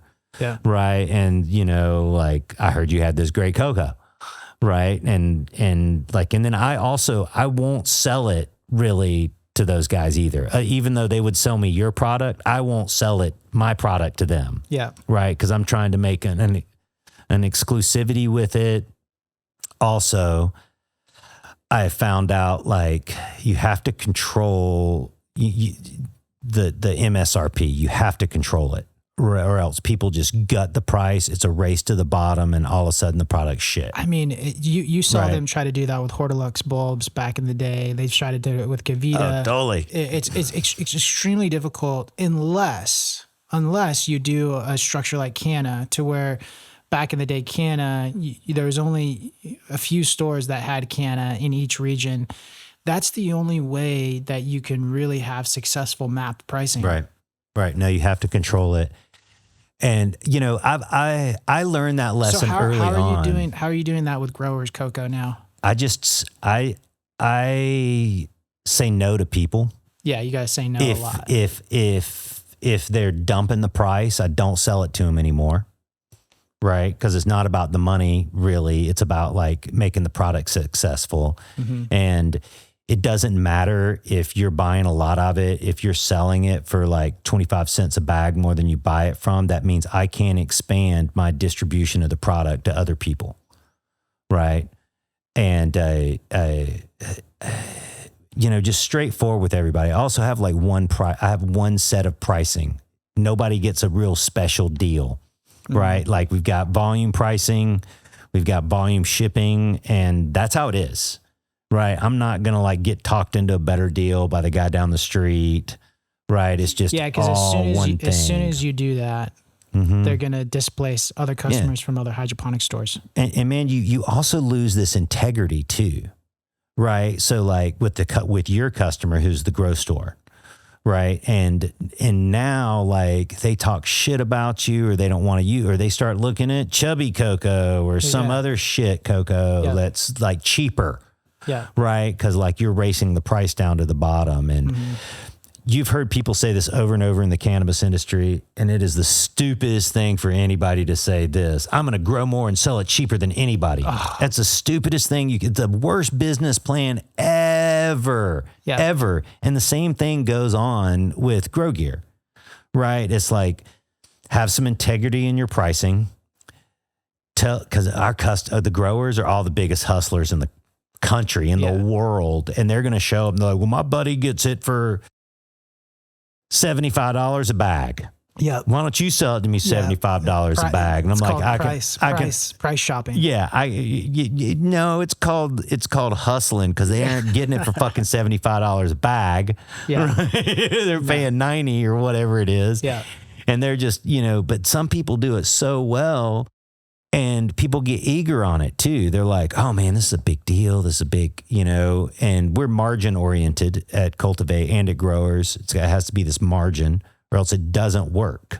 Yeah. So we just say no, because if we say yes, then that means like I'm paying for you to grow weed, right? Instead of like supporting my customers and my family and my business, it just doesn't work. Yeah, it happens to Athena all the time where, customers will go in and make some claim of this price. Oh, yeah. We've had it with you guys over and over again, right? And then you call me and I'm like, look, this is what it is. Yeah, my employees, they'll like call me up and they're like, man, this guy's getting it for, no money. And I was like, yeah, is he really? He's like, yeah, he's got it. And I'm like, yeah, but tell him no. Right. And like a chunk of the time people come back. Yeah. Right. Cause it's like with Cultivate, I've got the product. We have warehouses full of the product. I got it right now. Right. I don't have to order it. I don't have to get terms from you on it. Right. I don't have to wait for the shipping. I don't have to like clear my bill up.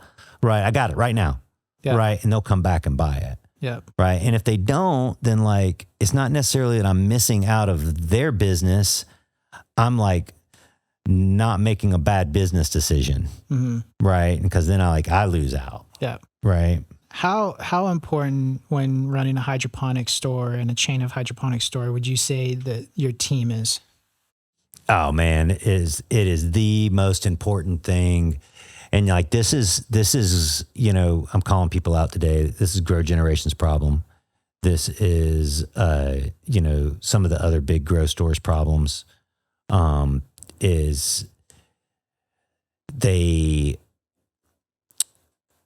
Grow Generation came in and they bought a bunch, they acquired, I'll use that word. They acquired a bunch of grow stores that were often owner operated.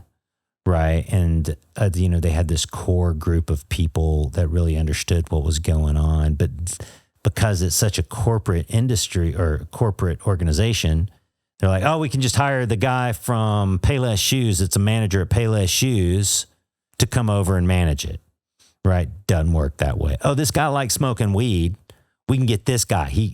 This guy grows weed. We can get, it does not work that way. Right. You have to get people that are enthusiastic. They have to know the products to some degree. Like, it's just hard to train people on all of the products. I said this earlier, most people are a one-trick pony, right? And it's like, I know 3-color GH, right? Tricolor, right? That's it. Oh, yeah. I know that 3-color fertilizer product, and make sure you put a splash of pH down in it, right? And that's all they know, right? Most people are like that. So it is really a hard thing to come by, to find somebody maybe that is all they know, but they're willing to learn the other stuff, or they see the relationships of like, oh, okay, well, that's the GH phosphoric acid, but the Kim Brothers or the Advanced Nutrients phosphoric acid is more concentrated and it's way better to use. Right. It's not just all pH down to them. Yeah. Right. And so you got to find those people they're willing to learn. I would say not all of my employees, but most of my employees are pretty educated. Right. They all have a degree or two. Many of them have run their own businesses. Right. And they see this relationship that goes on, that you get in business, and you're not just like a random employee. Right. You're not just a 9-to-5er. Yeah. Pretty much for the most part at Cultivate, if one employee would call another employee on Saturday afternoon at 4 when somebody was off, they would answer the phone. You don't get that a lot with just like the 7-Eleven type of customer. Yeah. Right. Man, you can absolutely train anybody to do any SOP. Right. But like, man, it's just like music. Like, I've been struggling learning how to play the guitar for 5-6 years. Right. And I could, know all the chords, but know the progression of the chords and know the exact tension to put on the string to make it sound right. Cause you can read it in a book and it says, A, D, G, A, D, G, D, G, A, D, G, A, D, E, F, G, right? You can read that in the book, but until you feel the inflection of it, it just doesn't sound right. And it's the same way with the grow store employees. Yeah. Right. And with growing weed. But I think, right? I think what's really important for the staff, as far as at a hydroponic shop, is they got to grow cannabis. Like, there's so many things changing. There's so many things that you're learning on a consistent basis when you're cultivating cannabis, Right. that if you're not in it every day, to where you've got a 6-liter, 8-liter at home, and you're trying new products, trying new irrigation strategies, testing these new climates, new control systems, automation, Yep. dosing, Yep. all these different things. They're interested in it. Yeah, you They're gotta. into it. I always look, on Athena. These guys all grow, and they've run big facilities. They're currently growing. Everybody's ahead. Everybody's ahead because they're learning and doing it on a daily basis, to where they're like, wow, I did this and I learned this, and then I can take what I learned and transfer it over to the customer base and say, hey, we did this, we learned this. This is what I do in my spot. And I think you'll have great success with it. If it was funny, like when we did the mission statement for Luxx Lighting, one of the things that we put in it is, if you don't do it, you don't know it. And that's consistent. It's not like you did it once, or it's not like you did it 5 years ago. It's not like you did it, it's, if you don't do it, you don't know it. You don't know it. You got to do it to know it. And it's one of the problems in our industry, though, is there's so much like internet gossip that like people can like recite that shit and it sounds like they really know what they're talking about. 100%. Right. And we've had employees that have been that guy. Right. And then after a period of time, if they stayed with us, they realized there was another way, or there was, it wasn't just all like, something that they could read on Reddit or, whatever. Recite what they're by memory. Yeah, exactly. Whatever. Exactly. Yeah, there's a completely different way of looking at it. You might sound good, but when you actually apply your principles, you just, to each his own. Maybe some people are successful with that, but it's like baseball cards, right? Right. They can like look at all the baseball cards, they know all the stats and all the ploy, and you can have a really good conversation with people that way, but they don't play the game. They don't know anything really about it. Yeah. Right. But they know all the stats, man. I had this one great friend, Danny Smallwood, and he didn't play any of the games at all. No basketball, no baseball, but man, he was a great gambler because he knew all the stats and every single thing about the players, right? And he was like, oh, he's having problems with his wife this week. I think that, they're not going to do so good, so I'm going to bet against the Lakers, or whatever it was. Yeah. And so like people can exist in that world, but it's just the problem with cannabis is you're talking about people's lives and business. And if you say something like real world scenario, yeah, you don't need any lights for cloning. We just put one row of lights down the middle of our room, and then we fill the room up with the shelves, and then we just HVAC the room. Well, that sounds good, except it doesn't work. Yeah. Right. And the reason it doesn't work isn't because of the lights. It's because of the heat that each of the lights give off. And you create these like microclimates under every dome, under every tray. Under every tray, right. There's heat. And if there's just the HVAC coming out from over here, it's hot over here, it's cold over here, but it's not over here. It's not on the top, it's not on the bottom. And so it sounds like a great idea from someone who's never done it before, but they're so confident about saying it. Yeah. Right. And, hey, man, I've tried everything. I've tried every single nutrient. Well, you've been in it. I've tried, and I'm fascinated with it all too, man. Like what nutrient line I know you were on blended for a while. No, I currently don't have a cultivation right now, but the last stuff we used was blended. Okay. Right. Yeah. Yeah. Yeah. With going back to, if you don't do it, you don't know it. And as far as your team, I think it's really important as far as advice for hydro shop owners is to make sure your team's cultivating, but also it's how they're cultivating, because they've got to be able to manage a full-time job running the shop. Sure. Still have a grow scene at home. And still have a grow scene at home. Mm-hmm. And I think the next step for those kind of individuals is having a full-time job, because as cannabis pricing is compressing, time is money. Your time is money. Yep. And automation. Yep. Automation, and reducing the workload for the guys running the hydro shop, for a guy that has a construction job and runs it, 9 to 5. I think automation for these guys to where they can have a 6 or an 8 lighter that supplements their income or, produces whatever they want, or even a tent grower. Entertainment cells. I think automation is huge.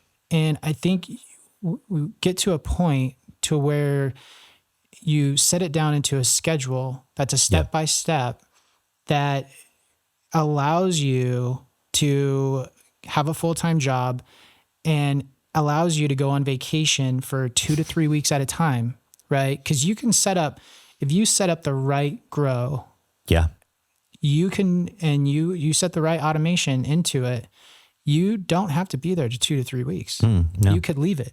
No. For 2 to 3. I mean, if you said that 10 years ago, you'd say you are crazy. That's never going to happen, right?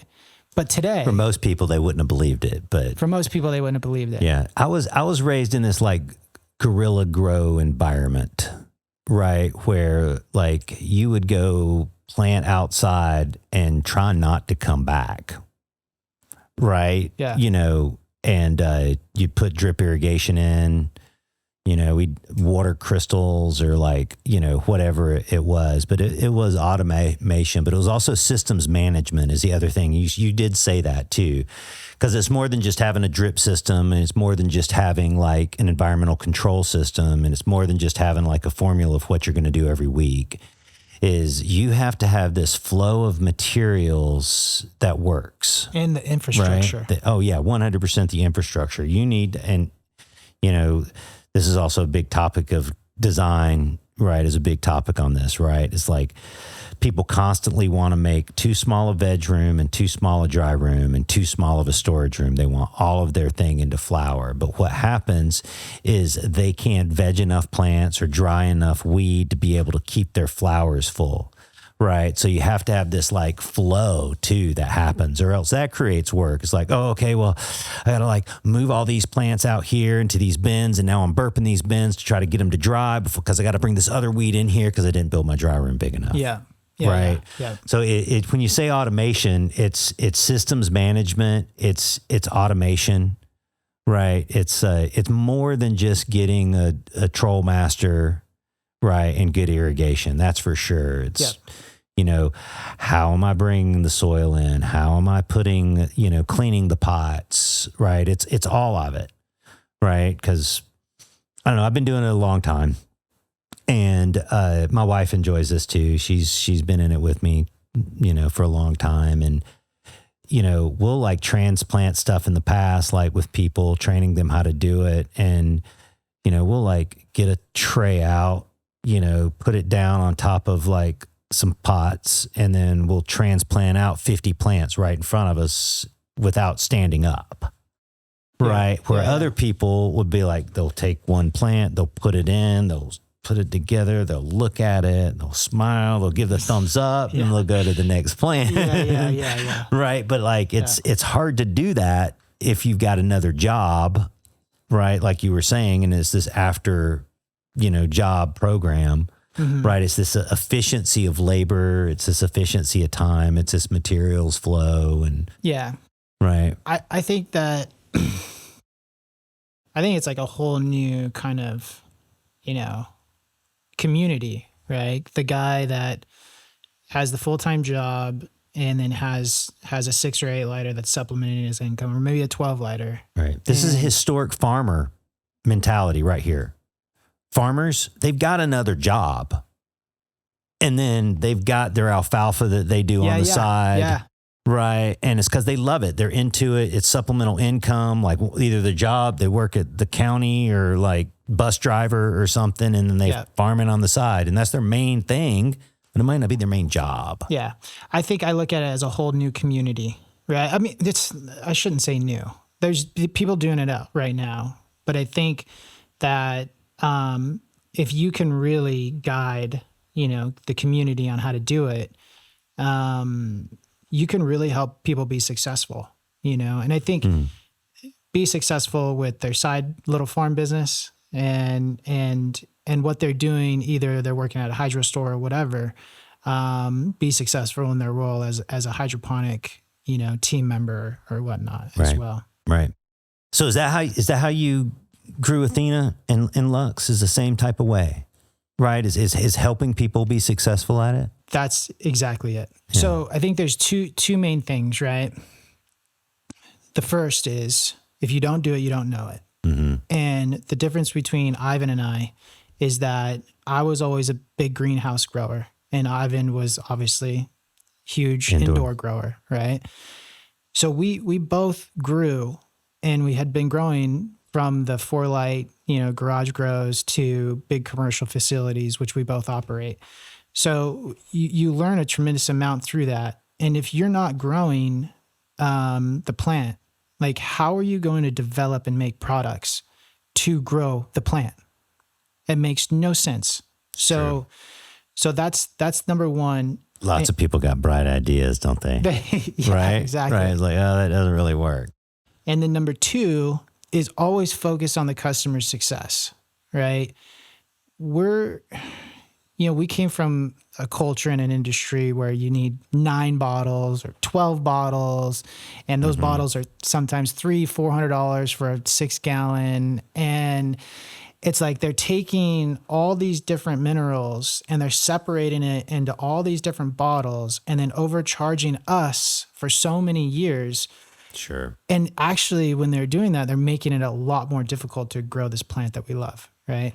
So when we had the foundation of like, look, this is what we want, and we want to drive success for other individuals, you wouldn't put 12 different bottles out there. You'd put what you really need, which is 2 to 4 maybe, Right. And the same thing on Luxx. Like, Ivan, Roach, and myself worked on the Luxx D1000 watt HPS fixture. I was the one that had all the experience of sourcing the right components, the right aluminum, the right VS sockets, the right ballast manufacturer, who was the best ballast manufacturer, and how can we make the best light, right? Right. But then you also have to have the research and development and the knowledge to understand if you did make a good light. Like, you got to put it in the grow and you got to test it. Totally. And with Roach, Ivan, and myself, we sat down in an office, and I had some kind of concepts of the right Luxx DE1000, and I knew kind of how I wanted it to look, but I really needed the Jungle Boys to really touch it off and make it what it was. Right. So Roach had a huge impact in the design of that reflector, of the not necessarily just the reflector, but maybe the look of the fixture and how it embedded into Unistrut and the whole application of it, the right? whole application, and why we didn't want to have a ballast that was straight up and down. We wanted to flatten it because you wouldn't be able to attach it to Unistrut cleanly, right? Sure.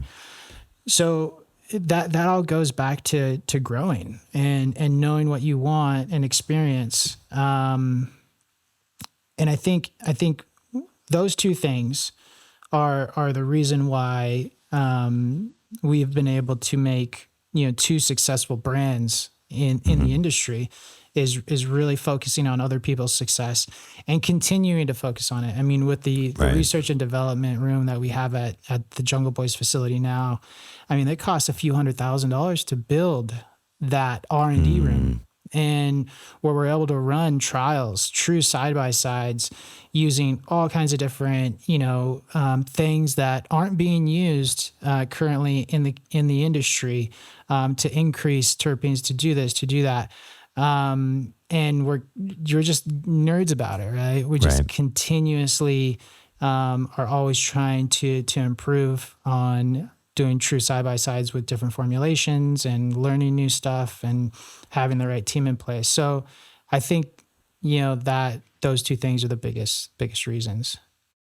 Man, can we talk about Luxx a little bit? Yeah. Lots of people got Luxx questions. I don't know if you can answer some of these, but we all saw it happen, is that you guys built this great boutique brand, I'll call it, right? It was an independent brand from what everybody else was doing at the time. Then you sold out or merged, and then the brand went away. Yeah. Right. It's super unfortunate. Right. We had no idea that was going to happen. Mm-hmm. I don't think they understood what Luxx was. Luxx. Oh, back to the corporate. Well, Luxx was like a religion. Mm-hmm. It wasn't a lighting company. Mm-hmm. It was different than anything that I've certainly created. Dude, it came on like fire. Yes. It came on like fire. Yeah. Right. And it was at the right time too, because I was making HPS lamps at the same time. Mm-hmm. Right. And great business for us, have a shop lamp. It was a little bit cheaper. Right. Had great returns on it. If somebody was bad, I'd just give them a new one. But I didn't know anything about LEDs, and I wasn't quite convinced at it. But I saw you, we were doing this at the same time, and I saw you turn to LEDs, and I wasn't willing to do it. Right. And I was like, I don't know, man. I don't know anything about this. I think I'll just buy Luxx and sell those instead. Yeah. Well, it's hard to build the brand. But what catapulted us was how good the double-ended 1000 watt is, because right. You had this history of this was great. Well, their other stuff might be great too. Yeah, and a lot of the stuff, like for example, like the clone bars that was Ivan and I. So Ivan and I were, I talked to him. I was like, look, this T5 54 watt, fluorescent fixture, it sucks. Like one, it uses a lot of energy, but two, you can't adjust the spectrum. You're stuck with the 6,500 Kelvin spectrum. Right. That's it. Also, it gets really hot, which I guess there's positives and negatives to that as far as what we went back to earlier. Right. But also, like, you go and on the rack, there's cords all over it. You've got cords everywhere. And if you're running a clean cultivation, you don't want to see all those cords zip tied to your rack. You want to just be able to daisy chain them all together and make it super sleek. And then also, so it was Ivan and I in the clone room at Jungle Boys, and we were looking at, I got some prototypes of some LEDs that were 18 watts. We started running trials on those for clones. And him and I came out with this really great idea of this clip that would run through the baker's rack and clip to the clone bar. And that way it's flat, it's sleek, it's easy, right? And you can just, daisy chain them all together. You have one plug into the wall. So if you have your roller in baker's rack, you can unplug it from the wall, roll all your clones into your veg room or your flower room if you're flowering place. So just little things like that. And it really goes back to just growing, right? Right. And knowing what you want as a grower. Because other people were trying to do that, but what you guys did is like you made a whole rack be able to daisy chain together. Yep. And so when other people copied the ideas, everybody copied it. You can only run two together. Right. Like that would, because they didn't understand this like baker's rack, and like the little cheap clips that the other people were putting in. Yes. Right. It just didn't come from application. It just came from some design guy. Yeah. That didn't grow. Right. That didn't grow, or like, might have been a smart dude, with lots of great ideas, but like it just application didn't meet it. Yeah, we sold thousands of clone lights. Oh yeah, I remember. Yeah, yeah, we were and I knew I wanted to put them in set in a box. I knew I wanted to put 2 in one box. That was really important because it came with everything you needed. 2 in one box, super simple.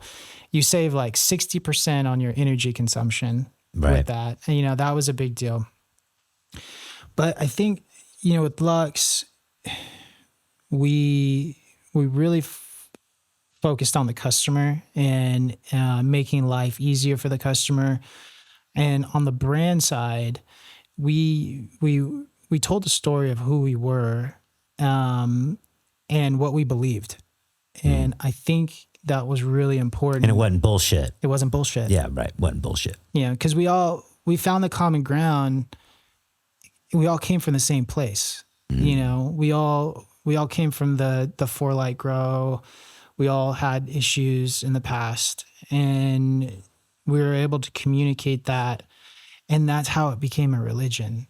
It was special. Like when you put on a Luxx hat, like even to this day, I have Luxx gear that I wear. But when you put on the hat, you're representing a community and a culture that have dealt with a lot of challenges, right? So do you think that, lots of rumors about like why it was discontinued, but it was Hawthorne, right? Hawthorne, yeah. Hawthorne, why it was, do you think it was just like economics and timing? Do you think they wanted to just buy the brand and not service it? I think it was economics and timing. Right. I do. And also understanding, I don't think, like I said, I don't think they understood what it was. But I also understand financially, given the downturn in the market so abruptly, and they have another lighting brand that they were obviously really invested in. Right. 2 even. Yeah. 2 Sun Systems and Gavita. Yep. And I think that the timing of it was in the economics. They just couldn't support a third brand. Yeah. Right. And it was unfortunate because it's just, I love that brand. Yeah, right. Even to this day. Good. And even to this day, it's like the OG brand. Mm-hmm. You hear it. People have, like, I talked to Mitten Master. He's like, bro, I got the original double-ended Luxx 1000. I haven't even opened the box. I'm saving it. Like, that's the kind of, culture it built. And it was special. It really was. How important do you think it was about being in California at that time and place to make Luxx happen? I think you had to be in California. Yeah, right. That's really why it happened. You had to be in California because California is where it all started. Right. That's it. They're the leaders in almost all of it. Right. It starts here. Yes. Start here and it moves the rest of the world. 100%. Really. Right. Yeah. And we focused on that. I focused on that with marketing. Like, who are we, right? We're California traditional growers. Right. Right. Man, it's, I go all over the world and it's so interesting at like people's reactions over California and California growers. There's like absolutely haters and then there's like lovers of it. Yeah. Like you go to, Colorado, for instance, they'll hate on you for being California. Yeah. Right. You go to Oklahoma, they might hate on you for being from California. You go to New York, man, they fucking love it. Yeah. Well, they're like, oh, you got Cali weed, man? Yeah. Oh, you're from California? Oh, yeah. Right. And it's so interesting to me. And, same thing, like, in Amsterdam, like California doesn't mean so much, but in Spain, it means something. Yeah, it does. Right. It's a big deal. California's a great place. I miss being here. I still got a house up in Humboldt. I go there as much as I can, but it's a special place. There's a certain thing that happens here that nobody can explain, that I can't explain. And there's all kinds of reasons not to be here, from taxes to like politics to like population. But wow, man, I mean, flying in today, like we, flew over the mountains right into the valley, and it was just like so beautiful. And, you can get the glimpses of the ocean, and I don't know, just this perfect climate too.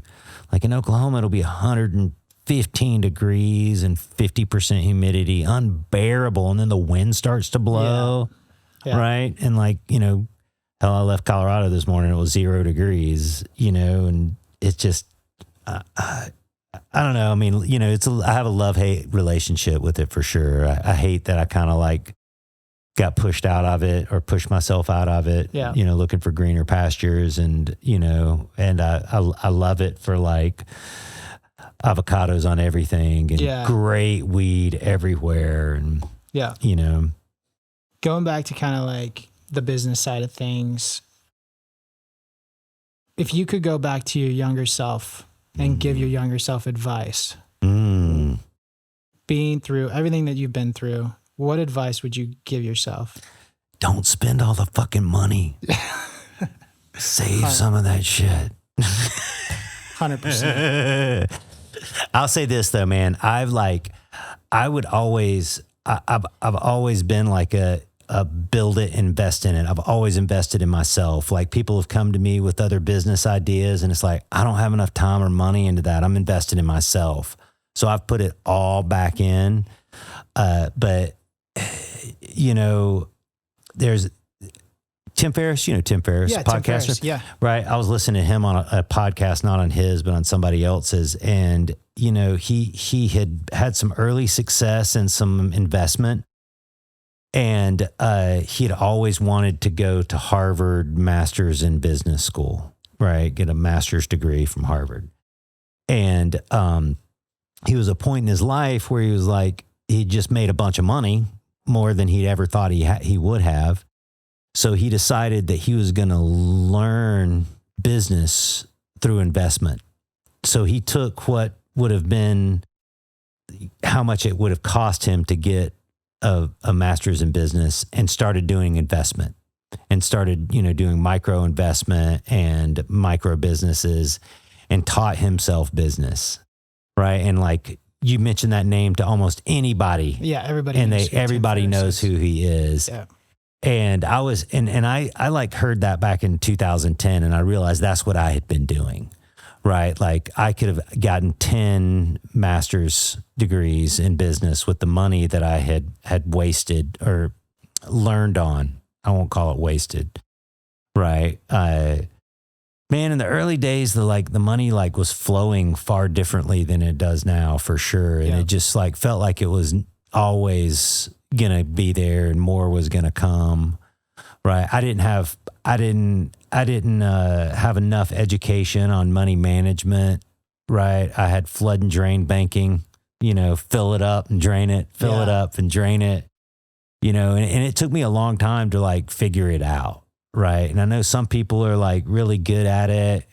But I'll admit, man, I've always had drive. I had a pretty good education, but I didn't really know a lot about business when I was way over my head in business. Right. The success that I got early on, right, was part luck, part timing, lots of drive and ego to get me there.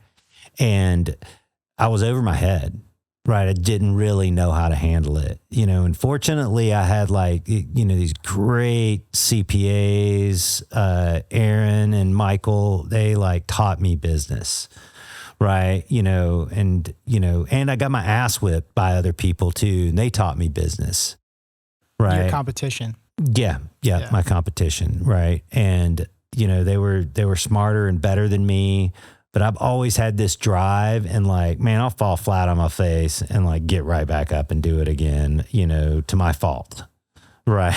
Yeah. So I said I wish I'd saved more money, but as we talk about it, I just wish I'd had maybe a better education in it. Yeah. Right. I never let money stop me though. And that's when I see people make this mistake all the time is oh, I'm going to wait until I have enough capital where I can start this thing. Right. And it's like, I'm all about jumping in the deep end. Right. Like now I'm more cautious about it. Right. But when I was younger, I'm like, well, let's just figure it out. We'll just jump in there. Mm-hmm. We'll figure it out. We'll fail a couple of times, but the third or fourth time we'll have it together. Yeah. Right. And I bought a dozen houses, bought and sold a dozen houses. I don't think I had money for any of them when I put the offer in. Right. I've had businesses where I hired employees. I had no idea how I was going to pay them. Right. But I had this drive to make it happen. And mostly everybody got paid. I had a few people quit over the years because I couldn't afford their paycheck or something. Right. But I guess that got me through too. Yeah. I think it's important to focus on cash flow also. And diversify yourself a little bit. Say if you have a business, maybe invest in some real estate on the side, sure. Maybe some rental properties or a duplex or a triplex or a fourplex, and don't live over your means, and focus on, taking the capital that you did make in business and reinvesting it into something that is a hard asset, probably like a good inflation hedge. And produces consistent cash flow, even if for the first few years, if you need to take a loan or something, even though if you're breaking even and not cash flowing on it, maybe if it's real estate, the tenant's paying down that debt, and understand maybe in 20 years when you're 50 or 55, right. that real estate is going to be paid off or close to paid off, and you're going to be able to have consistent cash flow from it. I went to my grandpa's for dinner and was just having dinner with him. And he used to own a industrial building 25 years ago, and he sold it for $200,000. It was a 15,000 square foot building. And I asked him about it. I was like, yeah, how'd that go? He's like, yeah, I bought it for $100,000 and I sold it for $200,000. And my grandpa's on a fixed income. He's got some cash in the bank that yields probably like 4% or something like that. And his income's stuck around $3,500 to $4,000 a month plus his Social Security and everything like that. And he was complaining about he couldn't afford ear aids and new ear aids. The ear aids he had were 5 years old. And I was like, I'll buy you new ear aids. Don't worry about the ear aids. Ear aids are like, $1,000 a piece. They're expensive. And, he was complaining about that. And, we talked about the industrial building he used to own. And I look at that industrial building today, that's 15,000 square feet. That would be netting him on a triple net lease $18,000 a month. Yeah, right. That if you look at that one building, right. If he didn't sell it for $200,000, I'm sure he didn't need the $200,000 at the time. No, right. That one building would yield him $18,000 a month in income on passive income, and I'm like, damn, just that one decision. So I think, one, focus on assets that are an inflation hedge that produce cash flow. It could be apartment building, a house, a building in general, and focus on, reinvesting in something that's going to produce cash flow. Because I think a lot of these guys that are I've seen it a lot in this industry, guys just making money hand over fist, right? And they're buying the nice boat, they're buying, the nice car, and they're not reinvesting it into when they're 60, 70 years old. And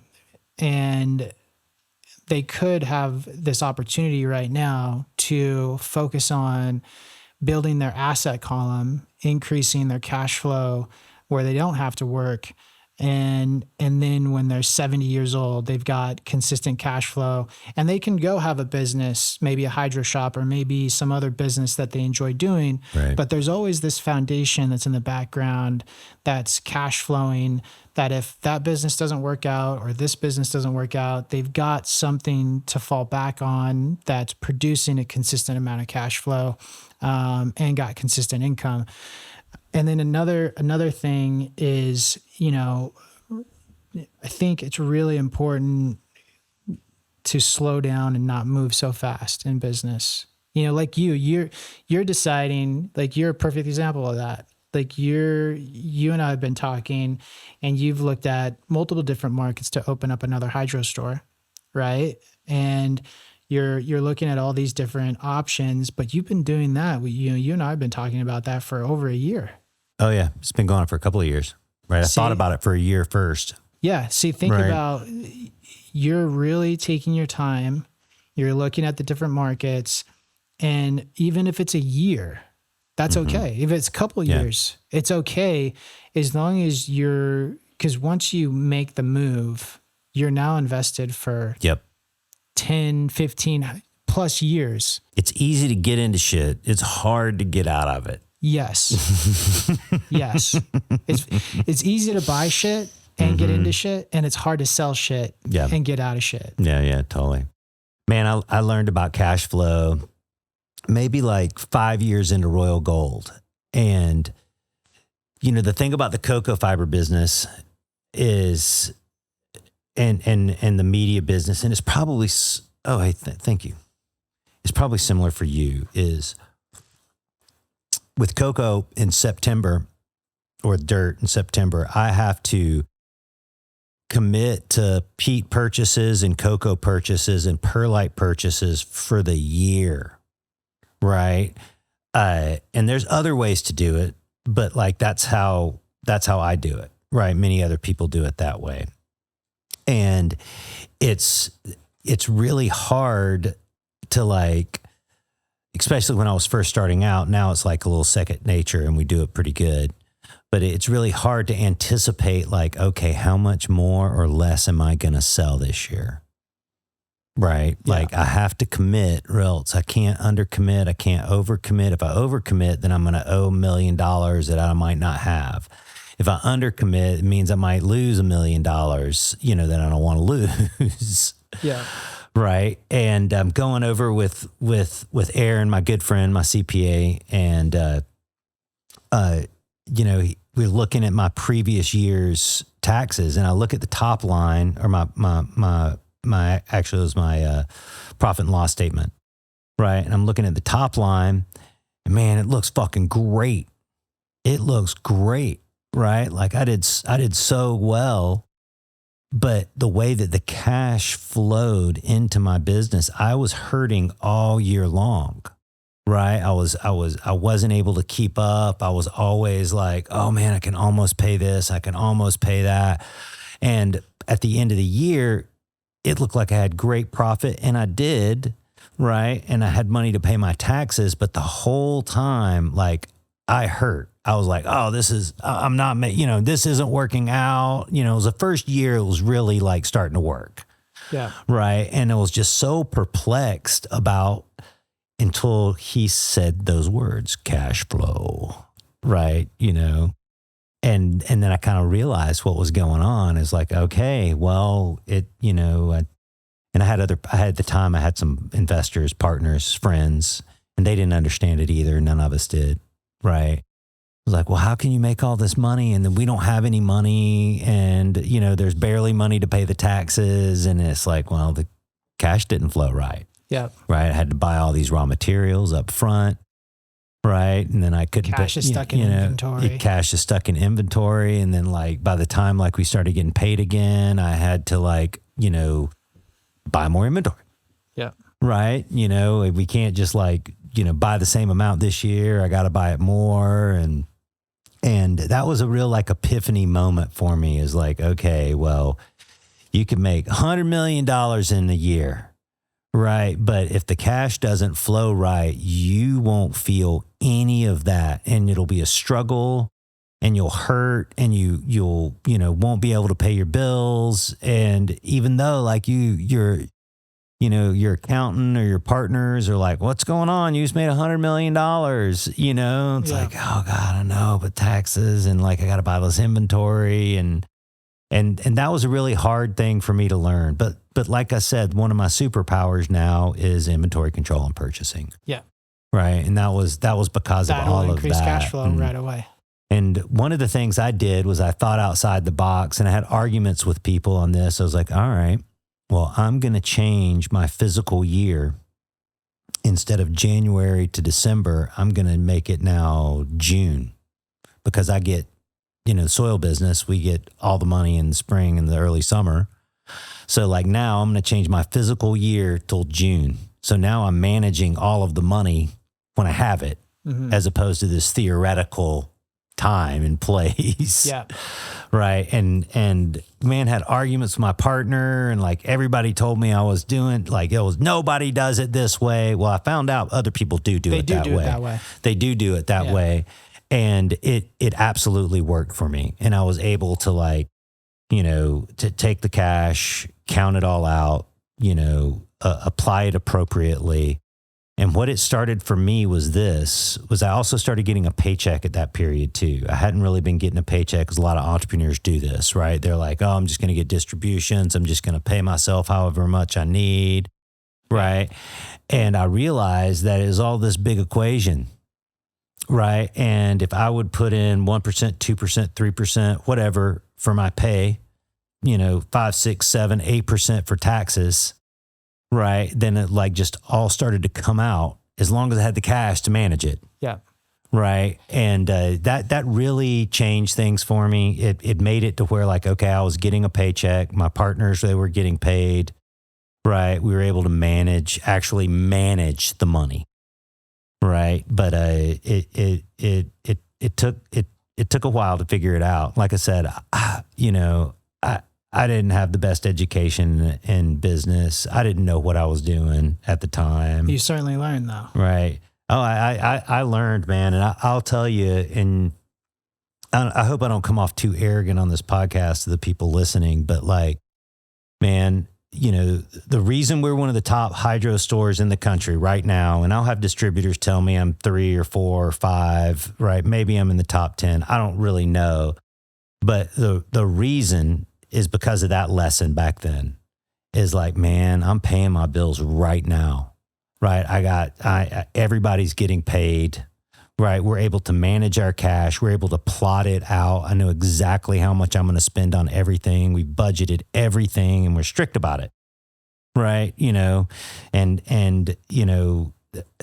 I get, because of that, I could call you up or another vendor up, and you guys would know that I'm for real about this $100,000 order I'm fixing to place. Yeah. You would never question, is Chip going to pay for this? Yeah. Right. 100%. But other people, you would 100% question it. Be like, I don't know, man. They've been late 9 times out of 10, and they can't manage. And we're talking big companies, the biggest ones in the country can't pay their bills because they can't manage the cash right. They can't manage it right. Yeah. Right. And it's not because people are getting overpaid, right? Maybe they are, right? But they just won't have this formula back to aviation. Yeah. Right. Yeah. They won't have this. They won't have this checklist. They won't have this exact way to enter the pattern. If I'm going to enter it at 55 knots, I'm going to be, 1,500 feet over the, over the ground.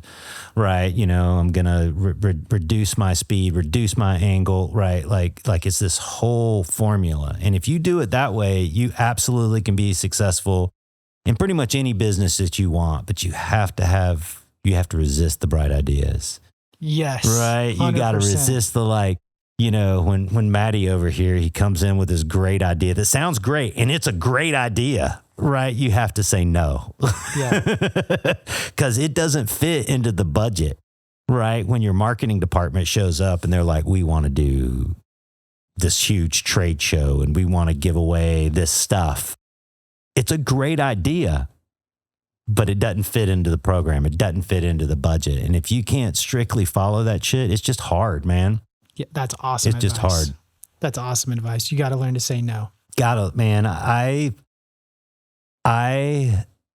know there's this theory about say yes to everything, but the best decisions I've ever had are the ones that I said no to. 100%. Right. You know who's the best at that?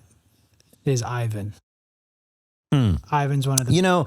I got to meet this Ivan fellow. He's mutual friends with so many of my people, and I hear people talk so highly of him, and I hear people talk shit about him. I'm like, oh, he sounds like he's a good guy. No, he's a great guy. He understands when to say no and not to chase, the crazy dream. It's a fine balance because, man, if you're not a dreamer, where are you going to go? Right. If you're too conservative, like it just won't work, and I've had a bunch of good mentors in my time. Dave Trout, great mentor for me. And in the early years, back to the hard money loans, I was like, oh, I don't have any money. I want to buy this house, my first house. And it's like, man, if you don't stick your neck out, you're not going to get anywhere. Right. You might get chopped off, but if you don't stick your neck out, you're not going to get anywhere. So you got to do that too. It's a fine line, man. You can't be so conservative and you can't also be such a dreamer, right? There's a balance to it. 100%, man. For sure. And you fall off the horse over and over again. I'm sure you've had your problems. Tons. Right. Yeah. And you just got to keep going with it. Yeah. What, do you have any books that you would recommend? Man, I got a couple great books, man. This one book that I talk about all the time. I talked about it yesterday. It's by this guy, Dave Lacani, and he was a friend of mine. He actually had a heart attack and passed away a couple of years ago. But this book's called The Art of Persuasion, right? The Art of Getting What You Want, right? And Dave had a really interesting story. He was raised in a cult, and then he went to work for and he was like a prize fighter, not like a prize fighter, but like a barn fighter, like street fighter type thing, illegal gambling. And he had a really sordid history, but he ended up being like a really high-end business consultant. And what he took out of growing up in a cult is how people manipulate, people in situations. And he was absolutely against that, but he was into persuading people. Right. And his book, I got it right here. It's called Persuasion, The Art of Getting What You Want. And then he's got another secondary book. But I'll tell you a secret. I used this book last night. Right. I'm like, I'm going on this podcast. I've only seen a couple of them. Let's look at Brandon's podcast. Right. And I watched several episodes, a few minutes of several episodes to see how everybody dressed and how they interacted with each other. Right. Because in this book, it's a great book, man. He breaks down how we perceive stuff as animals or as people. Right. And, we're automatically judging people on how they act or how they look. And there's in every situation, there's a way to handle that, right? If you go into court, for instance, you don't want to outdress the attorney or the judge. If you're going into a job interview, you want to dress one level down from your guy at the job interview. But if you're the boss, you might want to dress one level up from your employees. Yeah. You're right. If you want to impress somebody, you don't want to dress two levels above them. Right. And, the book is really this book about human psychology and how we have this nonverbal communication. Yeah. Right. And it's been really a great book. I don't know if that works for the hydro industry. We all dress the same. Well, you think so, right? But it does work. Okay. It does work because I did this do you do avatars for your customers or do any of that for marketing? No. Right. Okay. So an avatar is you decide, you find out who your customer is, and then you write this picture of what he is. Right. So my customer in the hydro industry at the time when I first started this was okay, nice shoes, new truck, dirty clothes, unshaven. Right. And you develop this image of who your customer is. Now my customer image is completely changed. right? Like, been in the cannabis business a long time. He's not the grower now. He is the manager of the operation, right? He's the purchaser of the operation. He might not actually touch the plants at all. He might be an investor. And why to get that profile or breakdown on the customer, what's the goal? Well, the goal is to know your customer. Okay. Right. And to know who he is or she is. Right. And then you're able to to market or sell to them appropriately. To communicate to them. Hey, here's one of the biggest problems in cannabis industry right now. This is a great example of it. Is there's basically three types of marketing. There is old fashioned, there's hip hop, and there's soccer mom. Mm-hmm. Right. And that's what the cannabis industry has identified as the customer base. Right. Is there these, soccer mom, it's these nice pastel colors. Yeah. Right. It's very soft, very feminine. Right. You'll see it on all the gummy packaging and all the vape pens now that I said that shit. Yeah.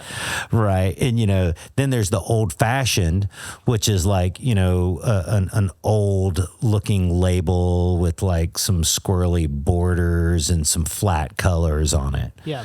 Right. And then there's the hip hop. That's like, the fonts are different, right? It's definitely a different color pattern, right? I'll say it's a little more street. Right. It might be a little dirtier. Right. But like people have identified that they think that's who's buying weed. Right. There's many more customers out there. There's the most underserved customer in the cannabis industry are the Christians.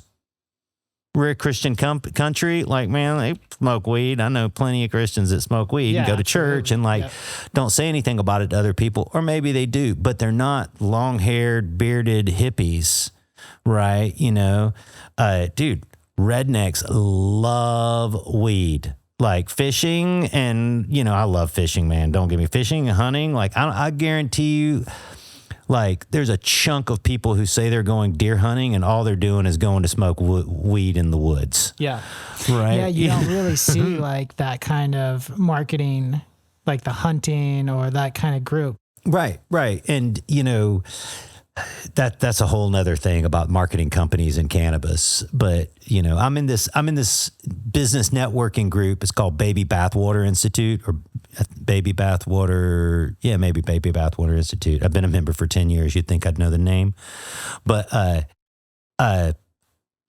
it's a lot of marketers and entrepreneurs. Right. And so I've come into contact with all of these independent business owners who've hired marketers to try to like market their business, but they never really knew the avatar of the customer coming in. Yeah. And that's why that shit fails. That's why the marketers I'm sure you've hired some in the past that just sucked. No, we just do it all ourselves. Yeah. Well, you do it all yourselves. Yeah. That's why yours is great. Right. And like I've hired a handful that have just come up with the stupidest ideas and oh, they're professionals, they're marketers. They've got a degree or they've got a like nice office or something. Yeah. And, it's like, but they don't know who my customer is. They don't know the culture of it all. And that was one of the things about this art of persuasion is it really got me thinking about all of that. Yeah. Right. And like who my customer is. That's great advice now that you're saying it.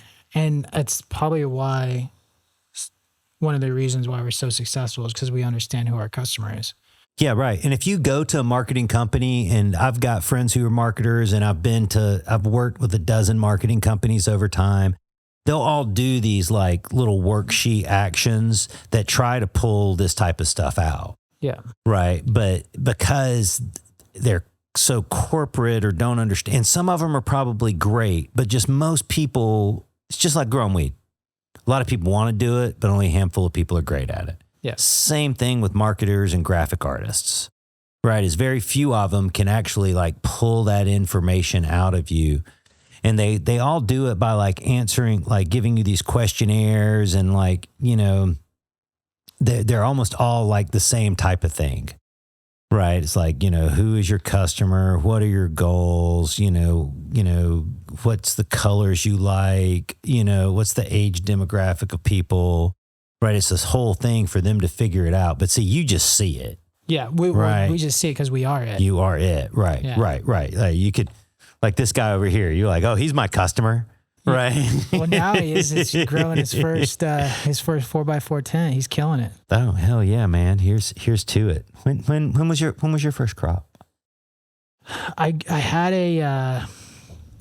had this like shelf next to my bed when I was a kid, and I think it was like 14, 15, 16, somewhere around there.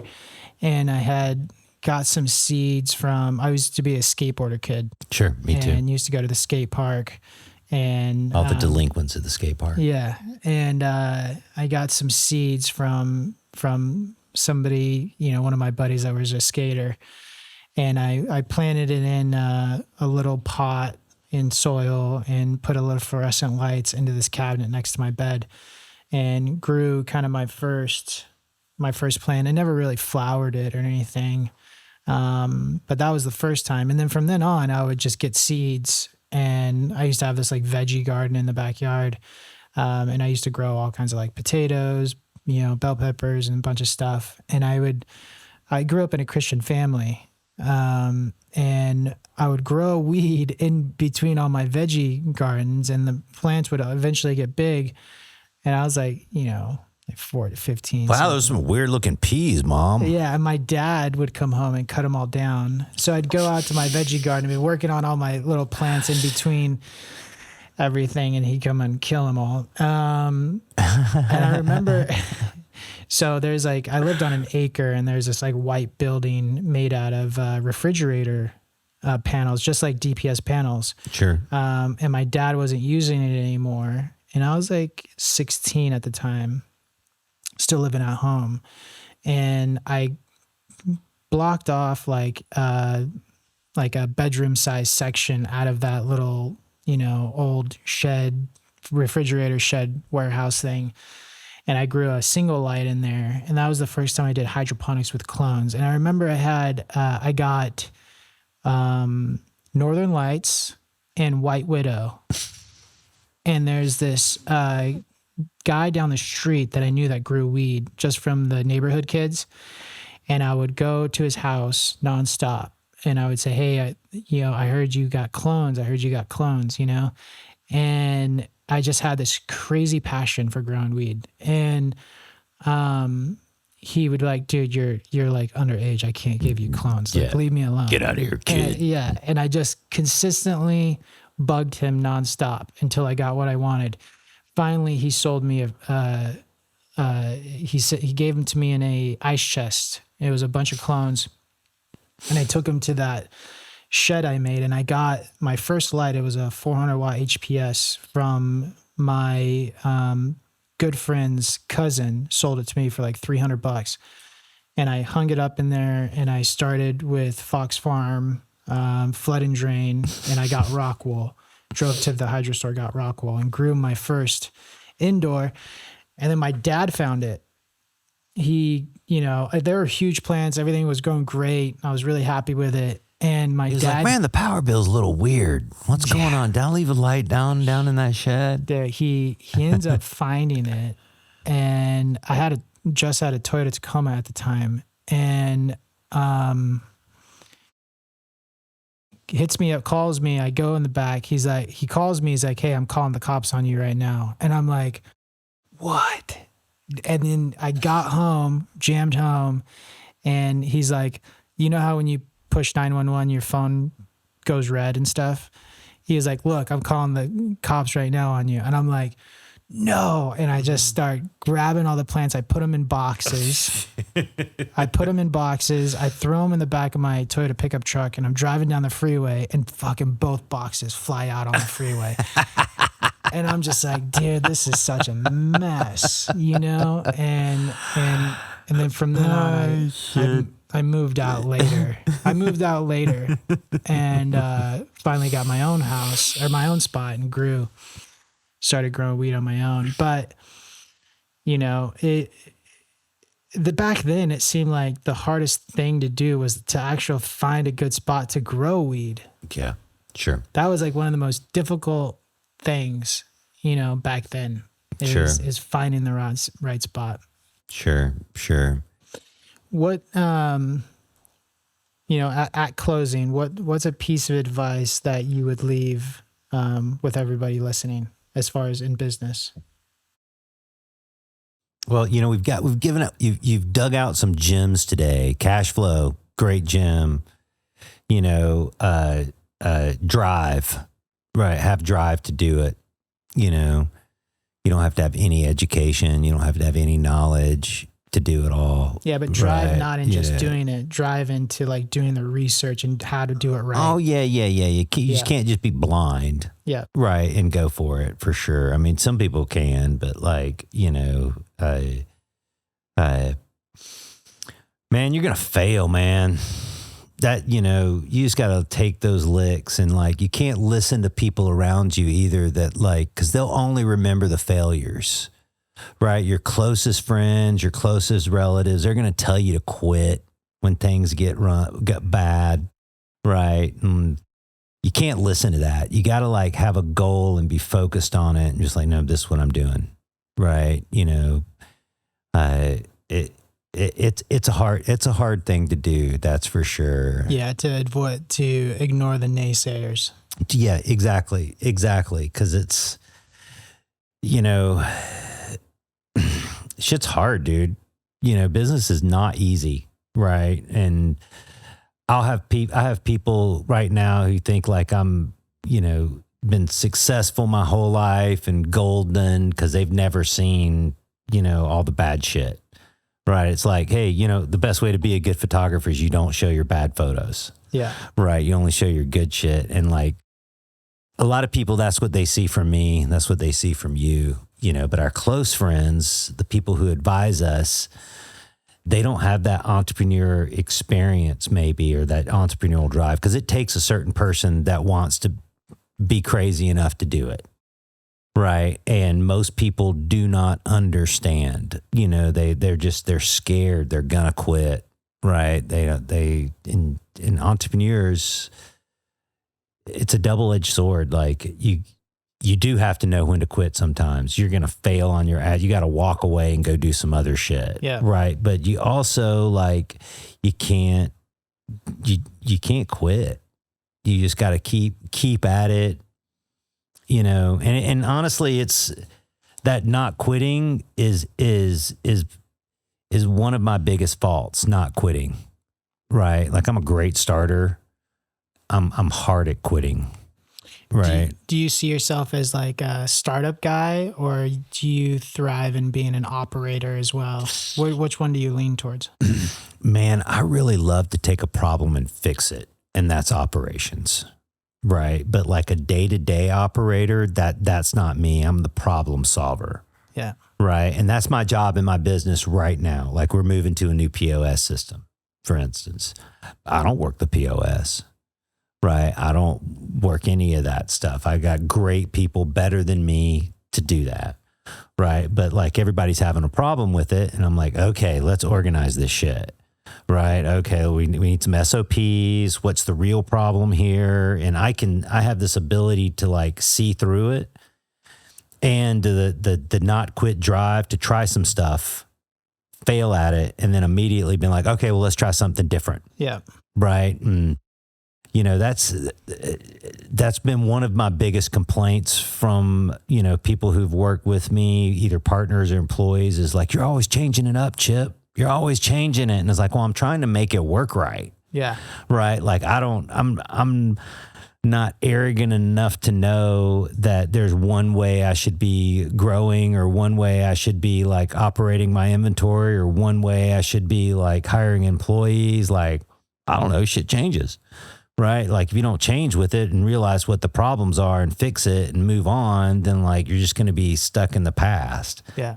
And I've always been envious of those people who like, oh, I've got one way to grow weed. I stick to it. I do it this way. It comes out great every time. And I was never like that. Right. There was always like, well, I could do this better. I could, let me try this. Let me try that. Maybe this is better. And I had like friends make fun of me over it, and they would be super successful at the time, right? But like at some point like that learning curve changed for me. Right. And it's like, okay, well, now I've figured it out. Now I can like have a direction to go at. But I was never satisfied with just like saying, well, Brandon's systems work. I'm going to use Brandon's system, right, for instance, and just use that. Because that wasn't ever good enough for me for some reason. Because it was yours. It wasn't mine. Yeah. Right? And, but yeah, man, you can't. Being an entrepreneur is hard. Right? It really is hard. Everybody can't do it. And, there's this term I've been using lately called entrepreneur. Do you know this? No. Right? Entrepreneur is someone who works like an entrepreneur, but he works in a business.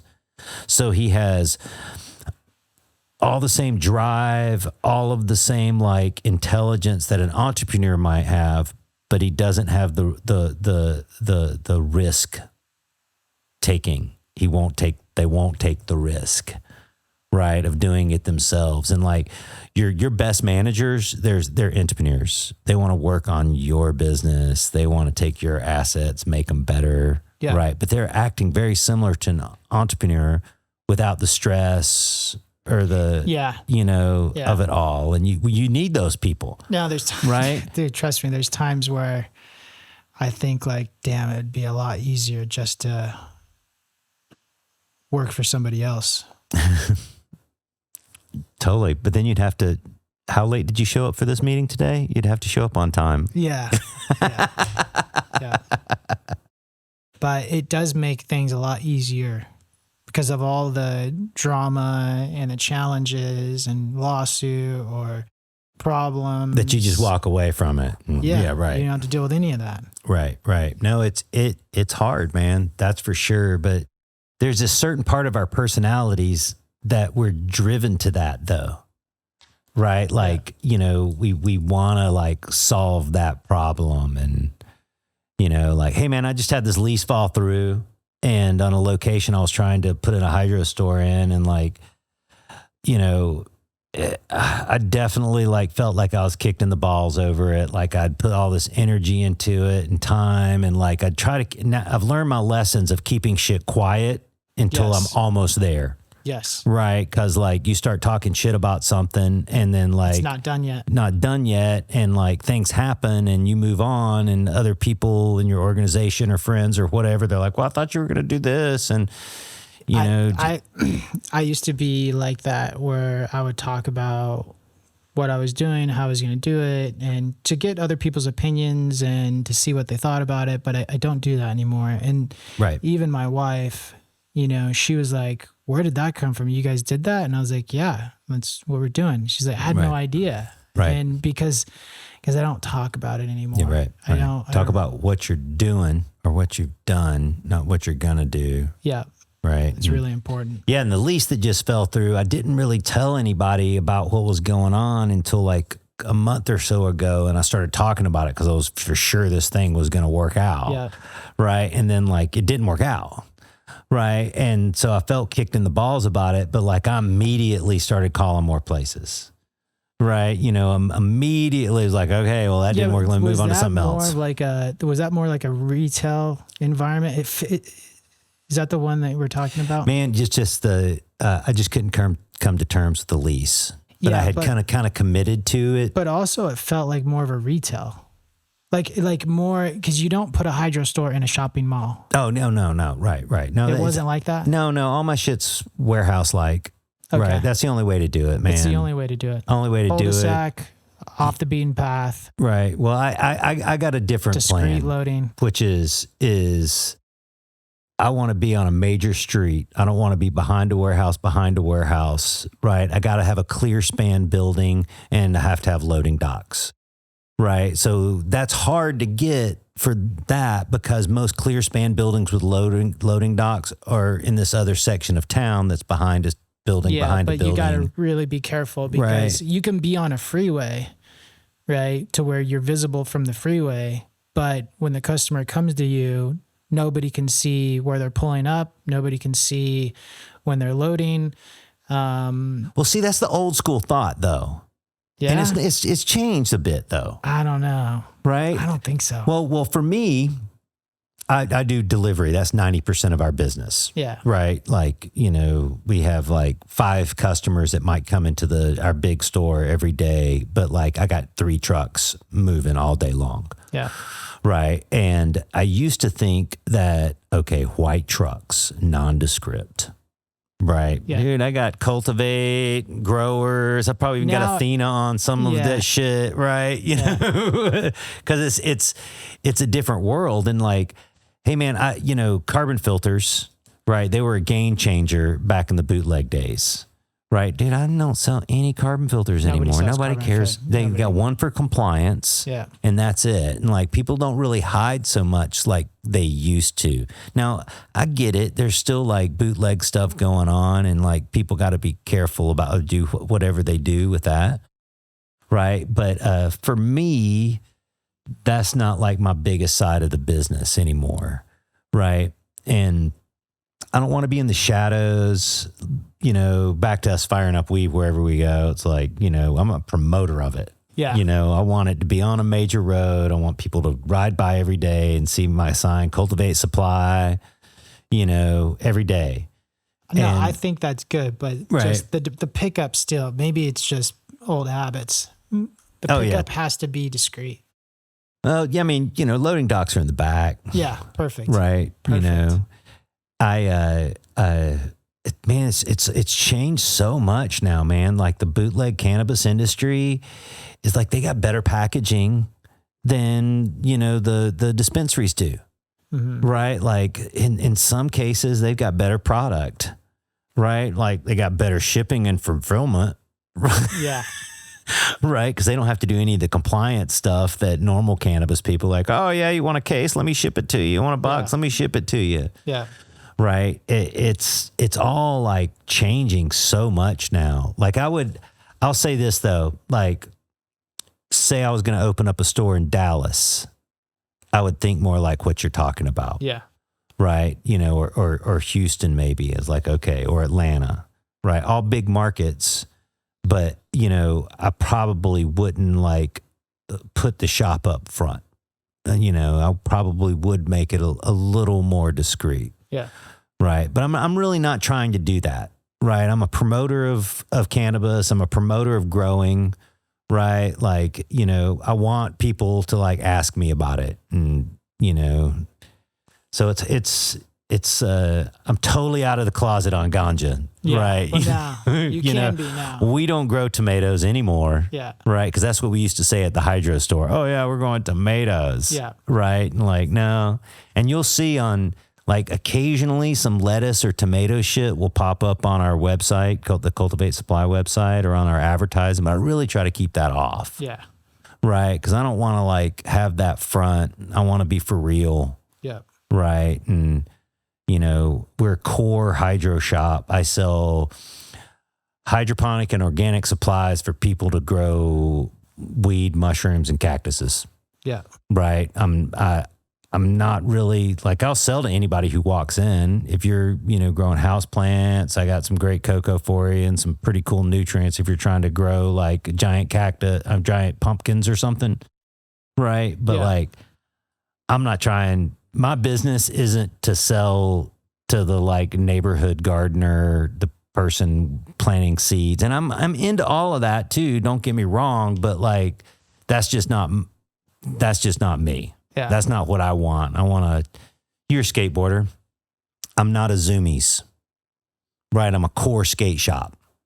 Right. Yeah. Like I don't sell sunglasses and t-shirts. I just sell skateboards. Yeah. Right. And maybe it's not the best business. Maybe it would be better business if I had like, a nursery and like some seeds and maybe, I don't know, but it's not what I want to do. And I have people that have tried to talk me into that over and over again, No, I think that goes back to sticking to your core business and sticking to what you know. And a hydroponic shop is what you know. And if you go outside that, that's when you can kind of fumble the ball. Yeah. And hey, man, Hawthorne, they tried to do this. Sears, Walmart, they all tried to do this shit with selling grow gear and they all failed. Right, because people don't want to go to Sears and Home Depot and Walmart and buy stuff. Well, I think it's a few reasons, but the main one, it's not discreet pickup, but I know that's changed, but nobody wants to be walking up to the Home Depot aisle with a bunch of lights on their cart. But two, you need the knowledgeable staff to help guide the customer to success. That's really what it is. Yeah. Hey man, our online sales, I sell all over the country, and I sell to commercial and like home growers, we'll call them, and nobody cares anymore. Yeah. Right. Like 20 years ago, maybe 10 years ago, it like had to be a brown package. Right. But like now, ship whatever to people. Nobody cares anymore. That's awesome. Right. That's progress. Well, hey, listen.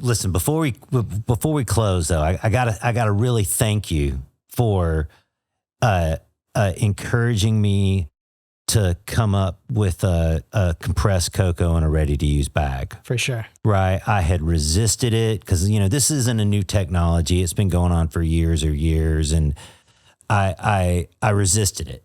Right. But like one day we're on the phone and you're telling me, like, man, and you'd already told me this, but you're like, man, you got to get into this. Why don't you do this?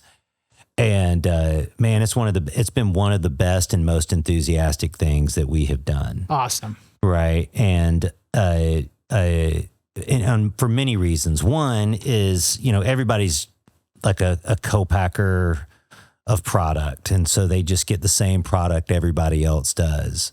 Well, I was able to go to my vendor, and I kind of use just one guy for my cocoa now because he makes the best shit, right? And talk to him about it. And he's like, yeah, I think we can make that. No, we can't make. Well, maybe I can make it, and we came to an agreement on making them. And, we're making 1, 2, 3 gallons and then 6x6 and 4x4s.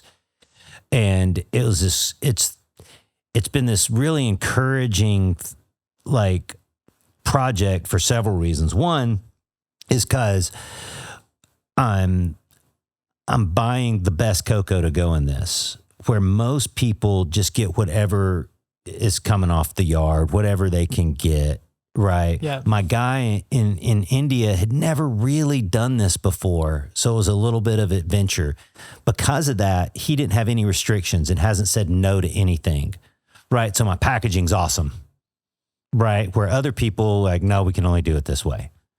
Right. And, hey, I want to change this. No problem. Let's change it. Right. Initially, I came out and I didn't have any drip stake holes in it.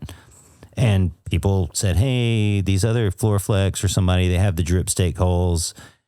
And well, it's a big deal because you can put the drip emitters in there and expand the block. Right. Yeah. Right. And so everybody had 2 holes, and I was like, well, fuck, I'm better than everybody. I'm going to put 5 holes. So I've got 1 on each corner and 1 in the center. Yeah. And that way that you can, back to the application, right after growing so much, it's like, oh man, you just put all these bags in. They don't have to be a certain way. Yeah. You just can put the drippers in whatever way is oriented, because I have 5 holes, 1 for each corner and 1 for the middle. Right. And because my manufacturer over there was new to it and we're like partners in it, it was real easy to do. And he was enthusiastic about it. And there wasn't like a problem. Right. And the response from people over it, because man, everybody else is making this product. It's just a co-packaged product that they've found someone to make it for them, because this is a popular thing that people grow in Asia and Europe. But because my product is this great cocoa that we're already getting, right, it's better than everybody else's. Because I was able to listen to the customers, and because I have a grow shop, and say, okay, well, the box needs to be this big and it has this many products in it. That's a big deal. Right. I need to be able to get this many on a pallet because of the way, back to the application, it needs to be merchandised this way. It needs to be packaged this way. It needs to be packaged this many amounts. And the only reason all that stuff is because you're in the hydro store. Right. And I listen to my customers complain about it. The biggest complaint people said to us, and I experienced myself, was like, man, the hydration times of these things suck. Right. So like I made sure with my guy, I'm like, hey man, this is the number one problem that I don't want to have. right, and so our product, it hydrates in 2 or 3 minutes. No way. Yeah, instead of like this, all day event, right? How did you guys do that? It's all compression ratio, man. And I just got my guy not to make it at a 6-to-1 compression ratio. Do you market that? Yeah, we tell people that. Yeah, right. Right. But honestly, that is a huge deal, because that is the only downside of those blocks is the hydration time. It's so inefficient. We could literally, like, and I've timed it, is like take a gallon jug and slowly pour it on a 2-gallon pot. And by the time you're done, it's hydrated. What? Right. Yeah, totally. Right. Dude, that is huge. Yeah. And Did you it's the show number one that on video on like Instagram or something? Well, man, here's the other thing about this product is it's been so successful for us. We haven't done any advertising on it because like I've been selling out like before I even get the containers in. Right. And also the way I buy cocoa, it's hard for me to scale because I get it from this guy and he makes it for me. Yeah. It's not like he's going out and getting it. So like I'm ordering 100 containers a year. That's all I'm going to get. Maybe I can get a few more or something like that. Right. But, so I haven't really been able to scale. So like we started out with like 2 containers a month. Right. I was trying to be conservative.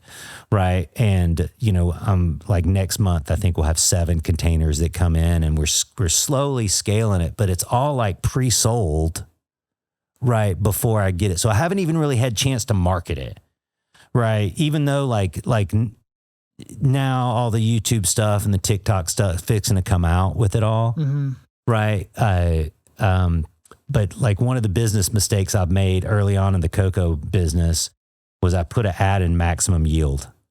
And I thought I had 6 months worth of bags and cocoa and I sold out in like 6 weeks. Just recently you put an ad in. No, this was 20 years ago when I first started, 2006, 7. Yeah. Right. Is Maximum Yield still around? I don't know. I don't know if they are, but nobody reads it if they do. I don't know U.S. people. I remember talking to you about it because I was like, dude, you got to get on the compressed cocoa. It's such a big deal. And the fact that you made it better than what's out there is huge, especially on the expansion. Yeah. And it's a great product.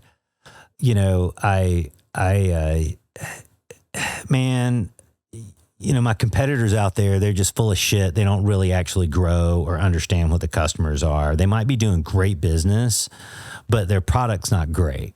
And they make up these terms about like, oh, it's 60-40. And like, dude, all that means is they couldn't get enough good cocoa. So they swept some floor sweepings in that. Yeah. It's 60-40 aeration formula or something. Like you've started with Royal Gold. So yeah, right. I've made all those mistakes about buying it from brokers and trying to like formulate it at the plant and getting the cheapest price and like getting it from a bunch of different people. I don't do that anymore.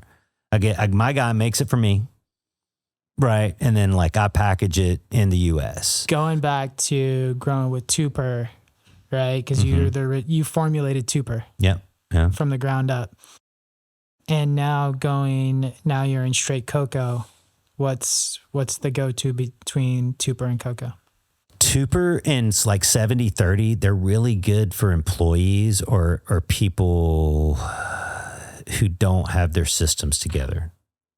Right. They're really really forgiving. Okay. Right. Yeah, exactly. That underwater or overwater. Right. Okay. It's really easy to automate a perlite or like a sawdust perlite cocoa product. It's really easy to automate it because it dries out so much quicker. Right. And the secret to cocoa is, now they call it crop steering. Right. That's their new term, but you got to let it dry out. Right. Like I know all the European shit from years ago. Oh, you can water it as much as you want. No. Well, you can once it gets root bound. Right. But like you got to let it dry out at the beginning. And that's the biggest hurdle people have with cocoa. Right. Is like at the beginning, let it dry out. You might not water it for 3, 4, 5, 6, 10 days, depending on your container size, and then water it again.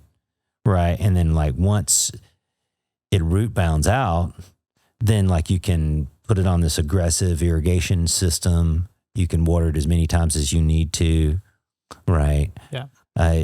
Coco's also like really challenged people on like the perception of what containers do, right? Because you've seen like the big ass plants in 1 gallon cocoa. Oh, you can grow a 6-footer in a solo pot. Oh yeah, totally. Yeah, solo cup. I mean. Totally, just water, right? And so to get people to like change that mentality, right? To like, okay, well, I only need a 6x6 block.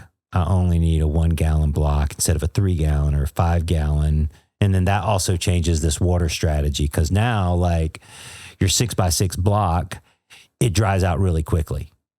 Right. And then you're able to like the plants grow faster. They veg faster. You're able to feed it faster. Yeah. Right. And like, I see you guys got like 5 gallons in here or something. It looks like 5 gallons. They look like 5 gallons in here. How often are you watering that, Maddie? Every other day. Yeah. Yeah. That's how to ramp it down. What you're going to, and this will work great. And many people do it this way, but what you're going to find is you're not going to be root bound in this container when you're done.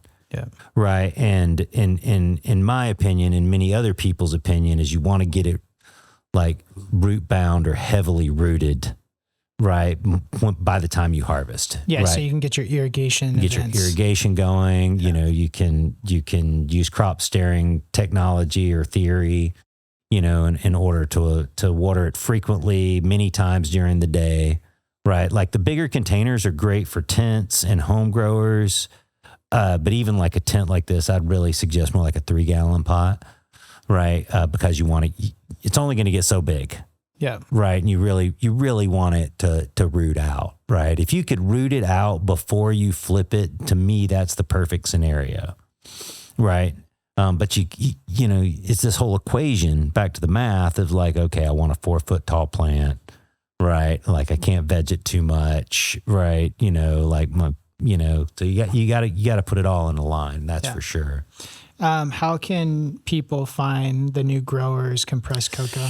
Growers, let's see. So it's Growers Coco or Growers Soil. You can look it up online. CultivateSupply.com. Right. That's that's our website for hydroponic, equipment. You can order it through there. You can call any one of my shops in Oklahoma City or Denver. Are you distributing it to other hydroponic stores yet? Yeah. We sell it to a few other stores. Right. Okay. We've got a handful of people we sell it to, but like I said, I was really impressed with how it's scaled so quickly. Right. And we've just been selling it through Cultivate and then to our customers. Yeah. Right. I really, I've separated with the cocoa, with Growers Coco, I've separated it. So I try not to have direct sales. Right. And this is something that goes on in our industry all the time right now. Everybody does it. This is going on with the guitar industry too right now, is like the manufacturers, they need to sell directly to the consumer for this or that reason, or they have the opportunity to. And I know you get lots of grief over it. Yeah. Right. And, it's, I just look at it as like, that's just the way of the world. Right. But I've tried to keep it for my own purposes of if I really don't sell direct from my manufacturing. You got to go through my hydro shops or through another hydro shop. Mm-hmm.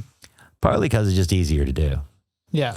Right. You know how difficult it is to like manufacture, distribute, and deal with the end customer. Yeah. It's very right. And like, that's how I did it with Royal Gold too. And we'd sell direct, we'd sell to anybody who walked in the door, and we just kept the pricing right. So like the end consumer, they wouldn't get the same pricing as the distributor or the wholesaler or the retailer, right? And everybody had their pricing, and that's how I kind of kept it aligned there. Man, it's just like a lot of moving parts and pieces, right, to do that. And yeah, so since I already had, Cultivate Supply for distribution to my end user, I've just kept up with that. Yeah. And right. Kept growers just manufacturing. Right. It's I've got a really efficient scene over there. I've only got like 9 people that work for us. All my guys do is make cocoa. That's all they have to worry about. Yeah. right? Just like the best cocoa possible and put it on a truck. They don't have to worry about the marketing. They don't have to worry about the sales. They don't have to worry about the pricing. And that like, you know, that separation has done well for me. Yeah. Did you send us some? Remember, I think I called you a week ago. I don't think I sent you any. Okay. But I'll absolutely send you some. Yeah, absolutely. Some. Yeah, I'd love to get it in here, man. Cool. Yeah, I love cocoa. I've fucked it up all different types of ways making it, you know. Yeah. But it's a great sustainable resource. Cannabis loves it. And you know, it's my favorite. When we built Royal Gold, we had this different idea of I wanted to be the biggest, right? And I realized like, and the reason I sold that company is because actually I want to be the best. And it's kind of hard to do both, right? Like you do a pretty good job. You're probably the biggest or next to the biggest nutrients, and you're some of the best too, right? But it's hard to have both of those, you know, and do it, right? Yeah, that's why we got ISO 9000. Yeah. Because that was a big, you know, manufacturing process. When you're growing and scaling, you got to make sure that you're producing the exact same product every time. Yep. And we got that. It took us a year and finally got that done. So, man, I will admit it that I didn't know what I was doing in the early days of potting soil manufacturing. I've always made potting soil, but like to make it at home or for your own usage is different than when you're making 1,000 yards at a time. Yeah. It's different when it gets packaged, it gets wrapped, it gets shipped all over the country. Like it changes, right? And it really weighed on my soul when something happened. I had the best intentions. My employees might have had the best intentions, but I was responsible when it went wrong in your garden. Right. And, you know, it's hard to be the biggest and not have that happen. Right. But we're focused on being the best. Right. Cool. And, you know,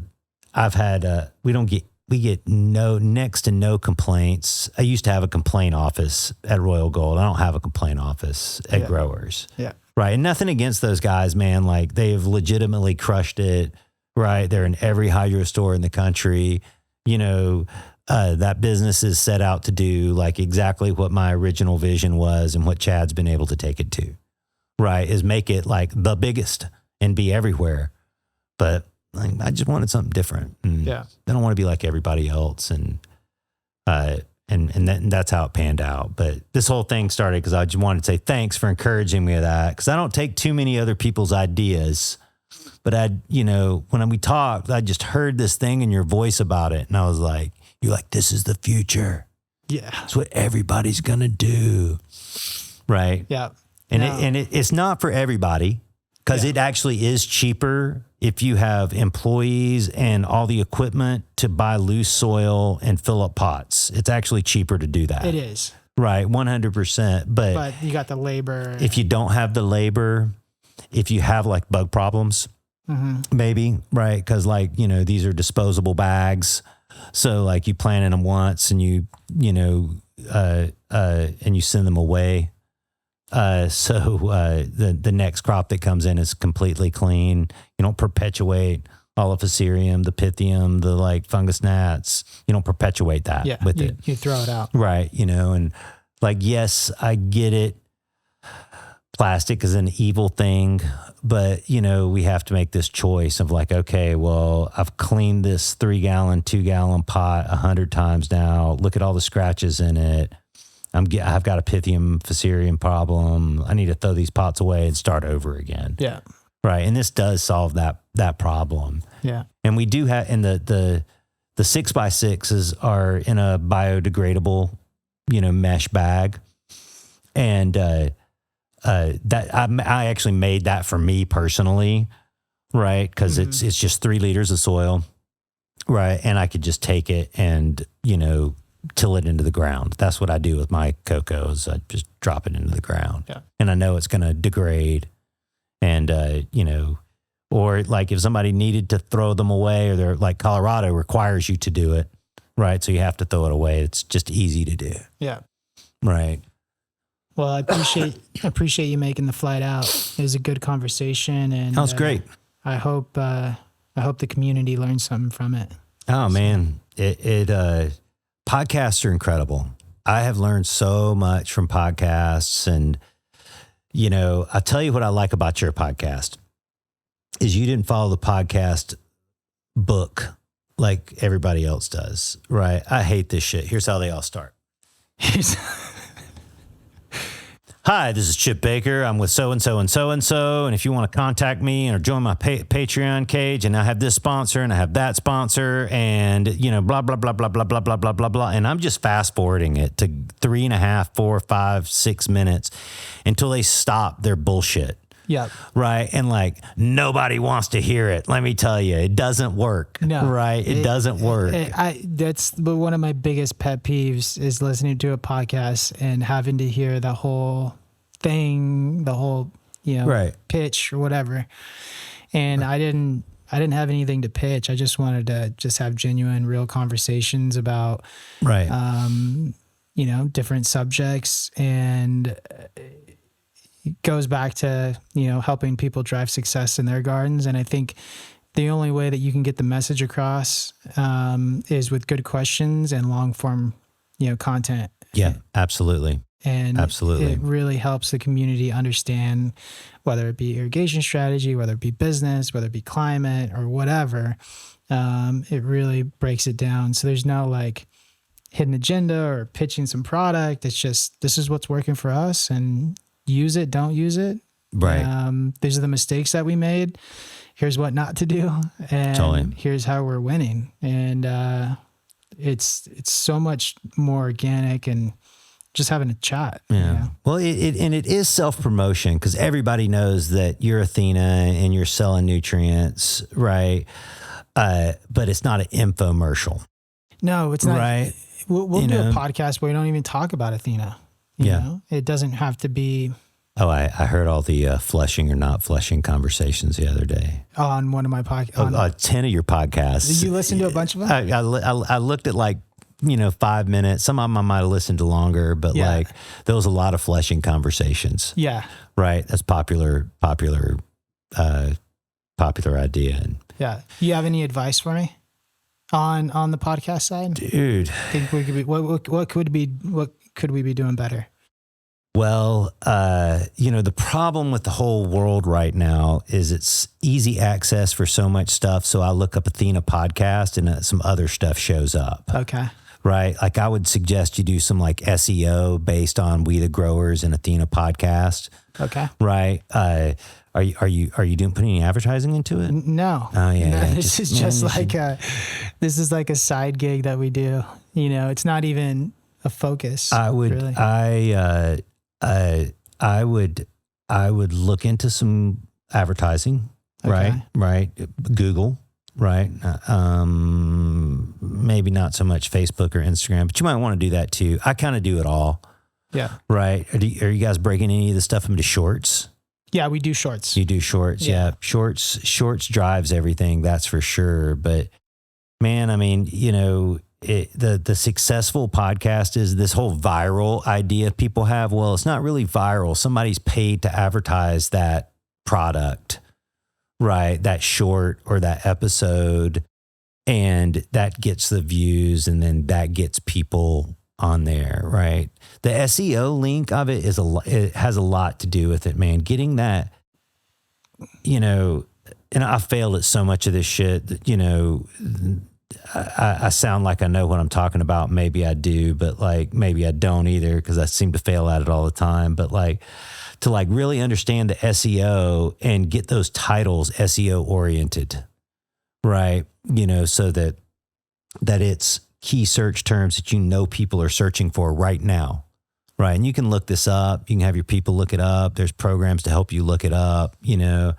Unfortunately, with cannabis, is we haven't been able to do this, SEO generated stuff, and so there's not a lot out there, right? There's you know, even if I looked up SEO for Athena, there might not be that many searches for it. Yeah. Right. But if I'm looking up, I don't know, some other random product, there's 1 million searches for it because all of those people have put time and energy into SEO, right, to get their name to pop up. Yeah. Right. And it's these little things because you've got good content. Right. And this is something I've struggled with too, is like I've put out some great stuff and then like hardly anybody sees it. Yeah. Right. Now, hey man, if I get a 1% return on 1,000 views, that's okay for me. Right. Yeah. I got 10 customers that showed up over something that they saw. And then time, like one of the things we do on our YouTube channel, the Cultivate Supply YouTube channel, is we really promote irrigation and pesticides. Some everybody needs or uses. Pest control, right? Yeah. I'll call it. And man, people call us up. We are the authorities on this stuff now, like every day. So, hey, I was just watching YouTube and I noticed you guys have these filters and I can't find the fitting for it. Right. Yeah. Stuff like that. Yeah. Right. And, but I do like advertise that stuff. I put some SEO energy into the titles and, it takes effort. That's for sure. And we just got an email from YouTube saying that we had 1 million plays. Oh yeah. Yeah. See, you're doing good. I don't know if that's good or not. It's cool. It's kind of like, I don't know. Like, I don't think. For us, it's not, the volume isn't the same as everybody else because we're in a niche industry. Like I was seeing the other day, there's 8,000 licenses here in California, right? There's less than 1,000 in Colorado, right? Like if you looked at it, I bet there's less than 50,000 people that work in the cannabis industry. Yeah. Right. But if you were selling toothbrushes or some natural deodorant or some shit, you would want like, 350,000 views. Yeah. Right. Yeah. Like that would be like your thing, but like, you don't need 350. You just need like a portion of that 50,000. As a matter of fact, you only need the bosses or the people that are going to like talk to the bosses to watch it. Yeah. Right. So it's this, and I got caught up in this numbers thing for a long time because we did this podcast, the Real Dirt podcast, for a number of years. And we got like 30, 40, 50,000 followers and like we're constantly like followers and views and like sometimes nothing would happen with it. Right. Now, 5 years later, right, because time has gone on and so many people have seen it. Yeah. So it kind of organically did its own thing. It did. When did you stop doing it? 4 years ago. Okay. So wow. Yeah. Kind of went on. Yeah. And to this day, just needed that time to get through. It is time. And that's the other thing that we don't understand about, like, I mentioned the baby bathwater group. The thing that I did not learn from them, that it's time. That's really the thing, is like you have to wait. And organic content, it used to really be for real. Man, you got to pay to play in order for it to really work these days. And you still call it organic content. Yeah. But like, you got to pay for it. You got to get people to watch it. You got to bust the algorithm. Yeah. Right? I think for us and like this We the Growers podcast, I mean, I really did it only to get the real information out there, not by me telling people what they should do, but by me asking questions to people that were smarter than me. Yeah. Hey, that's how I started the Real Dirt podcast too, man. I was like, man, I have these conversations with people over the phone that are really high level. Yeah. Like how can I introduce people to this? Yeah. Right. And, I'm a charismatic person. I'm like, I talk easily to people. So I've got all these friends throughout the industry. And like some of my friends, like the leaders like you, are leaders of the biggest companies in the world in it right now. Right. And, how can I bring that information to the people? Yeah. Right. And I love your We the Growers. I love that for sure. We the people. That's why I did it. Yeah. I love that. And no, you've got to, this is this is the Joe Rogan style, right? I also like that. I like how I've already said, I like how you guys just start talking. Yeah. Right. On your editing. And other people don't quite understand, like, where's the introduction? It's like, you don't need that. Right. And some people might say I'm wrong, but like, I kind of started with this like business thing that I'm doing, is, just saying kind of, hey, what we're getting into and what it is, but it's not like an intro, it's like, hey, right. we're working on a business segment. We're doing this. Right. And this is our goal today, and build social value with you and your background, and then get into it. I think that's cool, but it's not just like a pitchy song or something. Right. And honestly, I stopped the Real Dirt for a few reasons. Is one, like, man, interviewing people is fucking hard. It's hard. Right. And it's like easy for us to talk because we're friends and we've been doing business for a minute. But like people you don't know, I give it up to Barbara Walters, man. Walters? Yeah. Yeah, Barbara Walters. Like, she's been interviewing people for like 75 years or something. She just keeps it up, and like, it's hard, right? And it started to turn into an infomercial for me because I'd kind of gotten out of my core group of people that I really wanted to talk to. Right. At the same time, COVID happened. I just moved to Oklahoma, and like it just kind of like fell apart. Yeah. Right. Well, there's only so many times you can talk about irrigation strategy. You got to switch it up. And that's why I'm doing like business stuff and stuff like that. And we'll do other segments on other stuff, but you got to switch it up. You got to switch it up because like I want to start the Real Dirt back again. Was an audio podcast previously, but I want to do it different. Right. Yeah. That's for sure. And, I don't want to do the infomercial, like, hi, I'm Brandon. This is my story, and we've done some of that today, but not really. Mm-hmm. Right. I want to like, kind of like just what you're doing right now is you're taking industry leaders and you're talking about a subject. Yeah. Right. Like that's more like interesting to me. Yeah. Right. Than not. But, it takes a lot to do this. Like you're set up, you got a good place here for it. You got to have a team, right? It's effort, right? Yeah. Your guys, like, I mean, our listeners or viewers can't see like all the like stuff back this way, but like you're set up, man. This is a thing to do. And thank Maddie and Matt. Yeah, Maddie and Matt doing it right. That's for sure. Yeah, man, I'd encourage you to like put a small amount of money into advertising. Pick your best episode, or the one the best ones. Try some different titles that are more SEO oriented, and just put like, I don't know. I mean, you could put $3 a day. You could put $100 a day. Yeah. Right. Like, I'll think about it. $500 a month, like something like that. It's not like that terribly much, but like, especially over time. Yeah.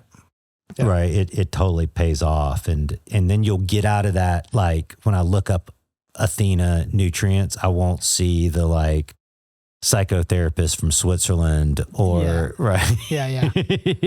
Yeah. Right. Cause they've got the time. They did it 5 years ago. So now they got the time. And, yeah. Right. Thanks, Chip. I appreciate you, bro. That was a great one, dude. Good job. How long did we go? This is the longest one we've ever done.